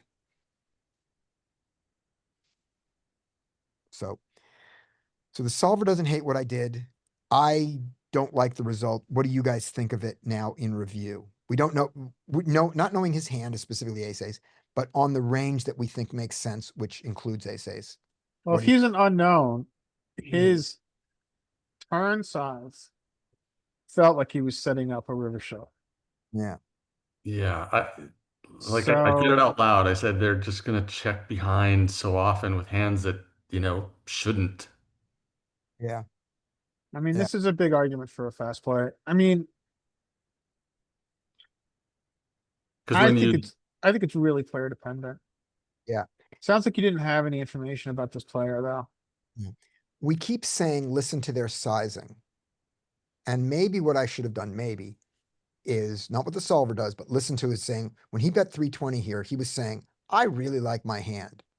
And I should have said, good, I'm glad you like your hand. I'm all in. Mhm. That is a valid argument. I mean, so the way that Peter Clark Or says it's big anyways. hand versus big hand. When someone's telling you they have a big hand, And you have a you've big, got a very big, you've got the nuts, bar eights, but second nuts. Shove it in. and if I Yeah, do, so what I was thinking as opposed to shoving, just clicking, is if he is bluffing with spades, he is going to call. And now you have a really tiny SPR on the river, and maybe he gets there. I do like the click. I think that's a good option. Yeah.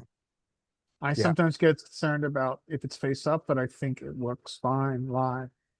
Mhm. Yeah, I think so. I think that's a really viable option here. All right. And I do not know when I saw the king, why I said, fuck, it may have been, oh my gosh. It's as good for ace king, but boy, when he has pocket kings, is this terrible. Yeah. Unless this fuck got written after the check, fuck. I'm not sure. Hmm. Because remember, I wrote it down. I finished the hand and then I wrote this down. Yeah. So that fuck Yeah. might not be. I just can't imagine why I saw that king and got scared. I should have been happy when I saw that king. That is something, the note taking, Scotty, I'm very impressed because I tried so hard to like take notes. And there is you guys all listen to Crush Live Poker, and I've been listening to it a little bit more recently because of you guys. And there's an app called the Fast Roll app, and I downloaded it and I used it to log hands, and it was really, really nice. Good. But like typing notes into my phone was so tedious, and it was so hard. Yeah. I haven't used fast roll yet. Sam uses it, so maybe that's a good idea. All right, here we go. We are in the straddle with king, queen off. We get a raise from the small blind. In position, this has got to do some calling, right? This isn't a pure raise, is it? Yeah, this is weird because if this were, button versus big blind and you're out of position, you do a lot of calling with king queen off. Yeah. He is small blind, so I don't know ranges in Oh, these type pots, but Call this Being small. in blind versus- position is great. Yeah, call this small blind versus big blind. It's the equivalent of that in some sense. Is So this a normal raise size? Maybe in some sense, but it's probably a tighter range, right? The small blind? a little bit, because he's got to go through two people. Yeah. Yeah. A little bit. But it's kind of this. Yeah, king, queen off mixes. That makes sense. So let's make him a little tighter because he has to go through two people. And remember, he doesn't have 5 in there. He has 3. So this is just an easy fold also, you know. Mhm. So he goes to 45. I'm never folding this. I'm not considering folding it. Oh, yeah. Is that a normal raise size for the day? Yeah, from out of position. First of all, you don't get to this position very often. It is not common that gets folded to the blinds. There is usually some play here. Mm. Somebody makes a move. So- But this would be a very sensible position from the blind because remember, people here are raising to 30. 25 is unusual.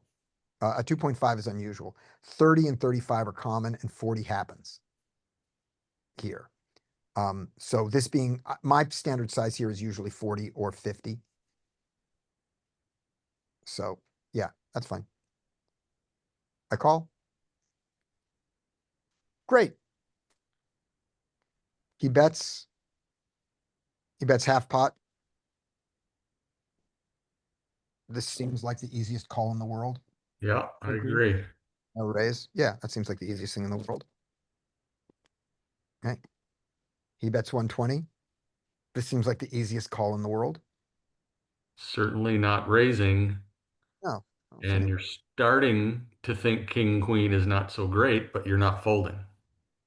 Yeah, I'm not folding. Yeah, there we go. And this is the weirdness. I don't know why I did this. But when he checks, don't we just always have the best hand here? Just 100% of the time? You have obligatory value, but Mm-hmm. Yeah, don't we? B50, B75, Yeah. you're in hell if you check raises, but that's very unusual. Yeah, anything from 200 to 500 is right, right? Yeah, Yeah, I'd go, yep, I would go like 250 to 3. Yeah, yeah. I don't understand why I did this. Hmm. I don't understand, and I know better. And my no is check, and why do I check? What am I checking for here? I just take the pot. I just turn over my hand and take the pot, never see what he had. Yeah, I think you obligatory bet that. I do. I don't understand why I didn't. And looking back on it, I don't understand why I didn't. Well, it's certainly the easier path, but we know we have to make a value bet here. Yeah, yeah, we have to make a value. It's bet. more comfortable, but we know we have to take a value bet. Yeah. But what can he call you with? It's like, that's not my problem. That's his problem to figure that out. Yeah, that's just bad. So, this guy sits down and posts $5 to get a hand. Common thing to do. And then he raises off the post to 65. You could easily see this as sort of defending the post. You don't know anything about him. You don't know if he's crazy. And that this is going to be his raise size. You don't know anything. He sits down and he does this. And there you are with pocket sevens. And I didn't know the range well enough to know if against a 6.5x, we call a hijack raise. And I folded. What is the range? What do we got there, Mike? The highest you've got is, do you have 5 or do you have all the way up to 7? I have all the way up to 7. C7, hijack. Okay.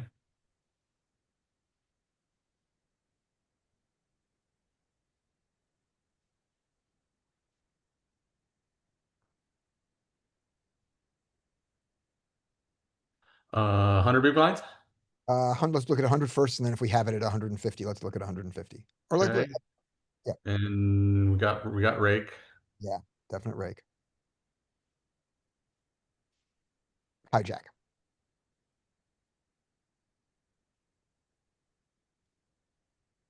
He raises to 7. And we are where? Big blind. Yes. Oh, I'm so happy. I'm so happy. What did you have? I pocket 7s. I folded. Oh, okay, yeah. Okay, let's Nice. take a look.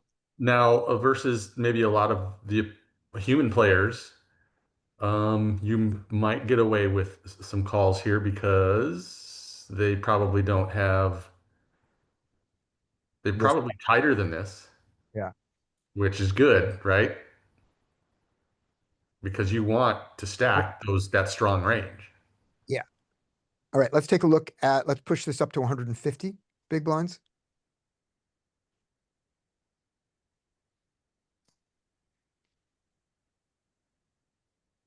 Look at pocket jacks. Yeah, fold. I'm not folding. I'm not folding pocket jacks there. Okay. And then let's take a look at it at a raise to 5 instead of 7.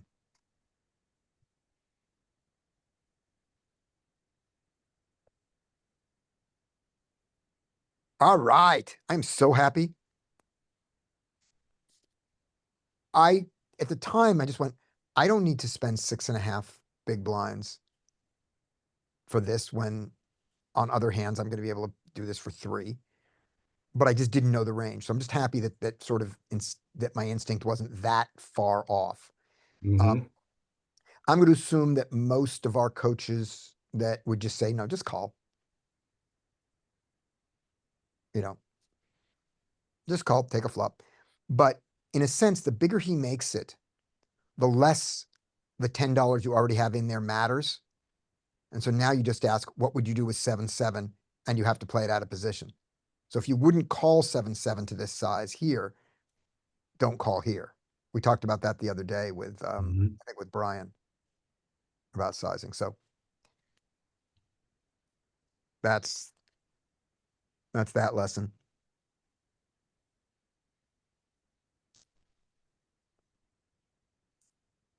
Limps, I tell you, limps, the world of limps. That's a pretty good flop for the limps. Share.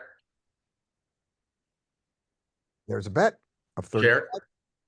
There's a So fold. you're not sharing, Here. Scotty. Oh, I'm not sharing. Oh, you thought you were saying check. You just said share. Okay. I thought, because I was agreeing with it, going, yeah, of course I'm going to check. All right, here we go. All right. A world of limping into my straddle. Yay. Pretty good flop. Check, check. Bet of 35.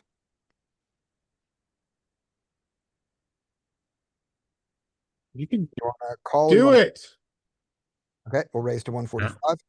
Good. Yeah, perfect. Nice. I love that. Right. Now, here's the one reason to not raise to 145, just to be aware of it. I think you should still do it, which is if you raise and everybody folds, you never get the chance to get the 5 of clubs. And if in your casino you get a $300 bonus or a $100 bonus, you should at least know that. Yeah, good point. Know the rules of your casino. I think that you're chasing, I think for, for 1 out, it's not worth losing the hand like this. I think this is a fine check raise. Besides, he calls anyway, so we get to get there. Boom. All right. So in a limp pot, he check raises. He's stripped of like king. Well, we can hope he's stripped of like king, queen, club, king, jack, club. I think this Why is do a you really say good that, Larry? card.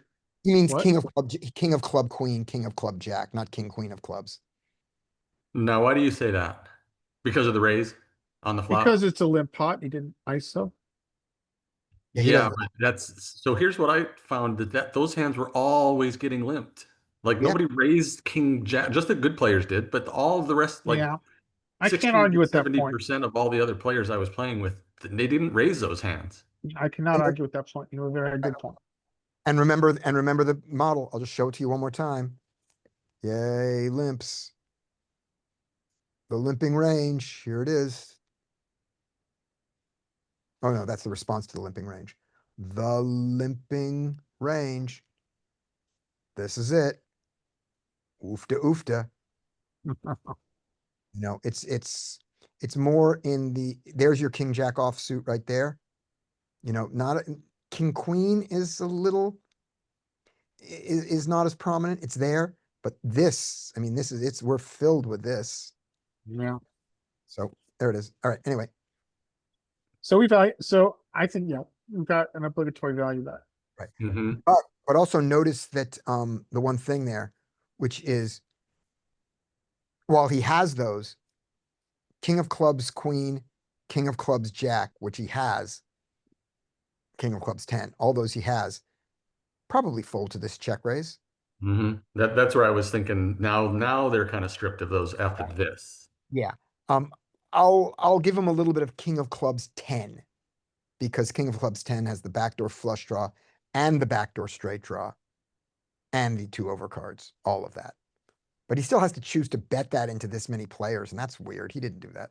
Yeah, that's just, that doesn't seem very common. So he calls. We have the ace. Obligatory bet, what size? I think small would be like theoretical, right? Not big. Yeah, theory like small, Okay. So probably but half, like size up live to half pot. what is his Let's- calling range here? So his calling range is a lot of 8s. He's got a few sets, but mostly he's got 8x, 9-8. Yeah. So 10-8. So I like a small bet of B25. He's got 7-8. Now, the flush draw completing pushes our size down, but multi-way going to the turn in multi-way is often big. True. I did big on that idea. That, A lot of people are going to argue that you just bet your equity here. so I bet 320 So called. Hmm. interesting. Great river. Yeah. Using some weird stuff, but you can have it. Out of 992, he's got 920 left. Yeah, just all of it. Are we all doing this? Yeah. Well, Yeah, probably wouldn't have bet as big on the turn though. If you don't bet as big on the turn, you probably don't get to go all in on the river.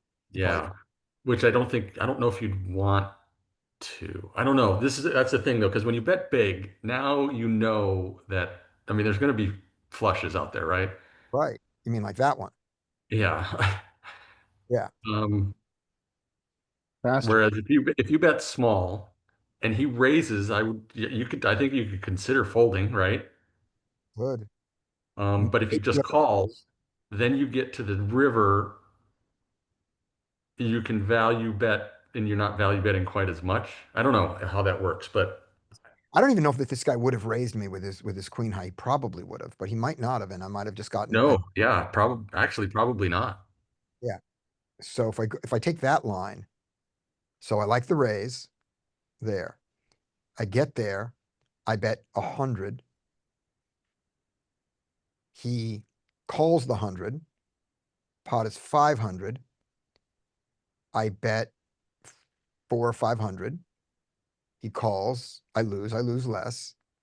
Or I bet the 100 and he raises me here. I call the raise. And then on the river, I check to him. And if he jams, I consider folding. Because I call the raise here with, thinking, he might be doing this with 2 pair. Right? But when he bets again after I've called, maybe I fold for real.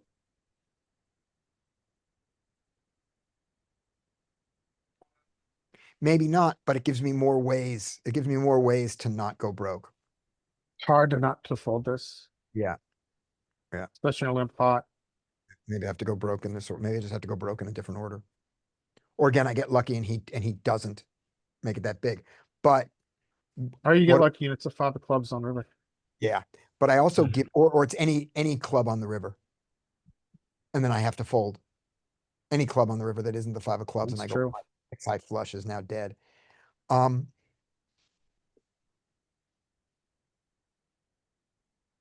And with that line, what hands don't I get to stack that I was going to stack? 8-7. 8-7, 8-7s, 8-7, maybe 3s, 8-7s and 3s. Yeah. ace-8 now. You could do this with ace-8. You could have Yeah. ace-8 with this. Ace-8 of hearts, easy. Yeah. Yeah, that would make sense. And I don't get to stack them. So I don't know which is better. Looking back on it, what do you guys think? Yeah, I think it's just kind of a I cool. think this is a classic cooler. All right, let's see. Oh, no, we can't. We can't. It's a limped pot. We're done. The wizard now has some multi-way sims of some kind. You have to, if you have the fancy Okay, subscription, you can run multi-way sims in the AI. okay. Hey, which by the way, they do have one hand available to use and like see how it works. Like they said, like have, like a flop and Yeah. and that sort of thing. And it's really insightful. So I recommend looking at it. Okay. It is cool. It's very nifty. Yeah. I But we can't do, CG Poker runs it a lot, and it's I watch him, and it is really cool. yeah, we can't do it here though, because it's a limp pot. All right.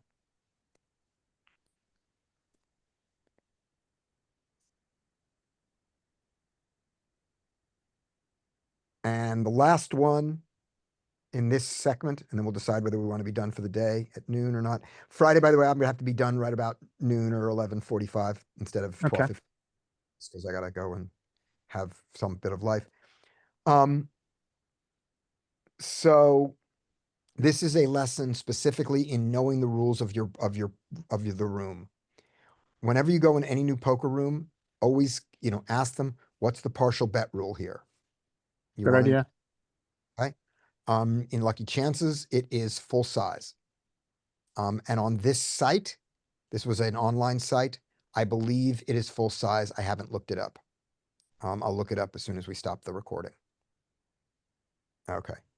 So here we are in 1-2, pocket aces. We get raised. He's got $48 left. This is not in big blinds. This is in dollars just to do that practice. Okay. For live play. So this guy is short stacked in your game, Larry. He's got, he's got 25 big blinds. Yeah. So he raises.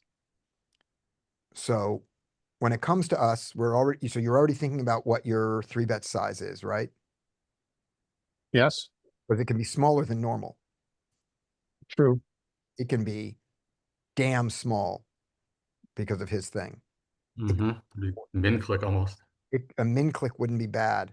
I mean, I still would make it a little bigger than min click. I would go, Or yeah, like 2x, like 2x. yeah, 14, like go 15 or 18, something like that. That's what I'm thinking. Then this happens, which is great. So this is a very interesting spot. This is Yes, it kind of like getting 3-bet and being in position with aces. You're allowed to trap it. Mm-hmm. Right. But there's something more. If you, I mean, let me see. So you are 200 big blinds deep. Or no, you're $200 deep. 100 big blinds. You're playing 1-2, right?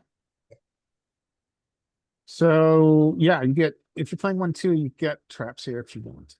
Mhm. You don't But have to. let's count on our fingers. This is the important thing. If we trap, is this guy likely to jam? More likely than normal. More likely than Yes, well put. More likely than normal. when he jams, will it reopen the action? That's the question. So Count on your it's- fingers. That's what I did. Yeah. so He raised 26, right? Yep. Is that right? He raised 26, or is Oh, is it only 24? He raised 24. That's what's important. So yeah, it's a full size. Like so he has more than a full size bet. That 0.6 is pushes him over the edge. Exactly. And in game, I counted on my fingers and I went, wait a minute, am I doing this right? Let me do it. Does he need 31 more? No. He needs how many more? 24 more. Okay, 24 more. What's he got? 24 is less than half that, right? 24 is less than half than 24 is half of 48, right? Right? Mhm. Beep, beep, beep. Yeah. Ball. All right, great. Then the thing you wanted happens. That's what you wanted. And now I'm thinking, what size is my back raise Betty going to be? Yeah. When this guy calls. What size do you want to make it? So it's gonna be 110 in the pot. You're gonna have 169 behind. Mhm. You can click it. Yeah, maybe a little, maybe a click, maybe like 30 more, 30, 40 Yeah. more, something that he cannot fold anything to. But who cares? Yeah. Yay! Yay. Mini hole, nice hand. And the thing about it was specifically was that, which is, if this doesn't reopen the action, then I think we shouldn't be trapping. Yeah, I think you got a good point. If this guy I has, think you have to understand partial bet roll. if this guy has 46 big blinds here, I think we count and go, he stays in or not. But the important thing is not to capture his 37, but to get, you know, to get more from this guy's obviously strong range. And remember, our 4-bet doesn't have to be that big because this is a 4-bet in position against this guy. This guy doesn't matter. So our 4-bet size here is going to be to 70. You know, it's going to be nothing. But once this happens, it's even better. And then, oh, the joy. So All right. It is noon now. Do you guys want to do more? Or do you want to be done? I've got to take off actually. Okay.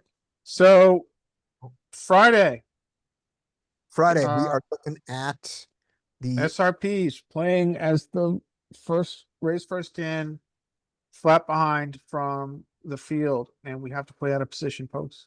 and I'm All gonna right. bet, I look at my database, we're gonna see a hell of a lot of checking because I was doing the thing where we were trying to get check raises in. I was doing the Yeah, check. that- Yep. I think the same with me. All right, guys, Yeah. I will talk to you on Friday. If I don't talk to you on Friday, Mike, I'll talk to you next week. Thank you, guys. Thank you, Scotty. You're welcome. Let's do a stop here. Okay, stop. Let me stop the recording. There we go.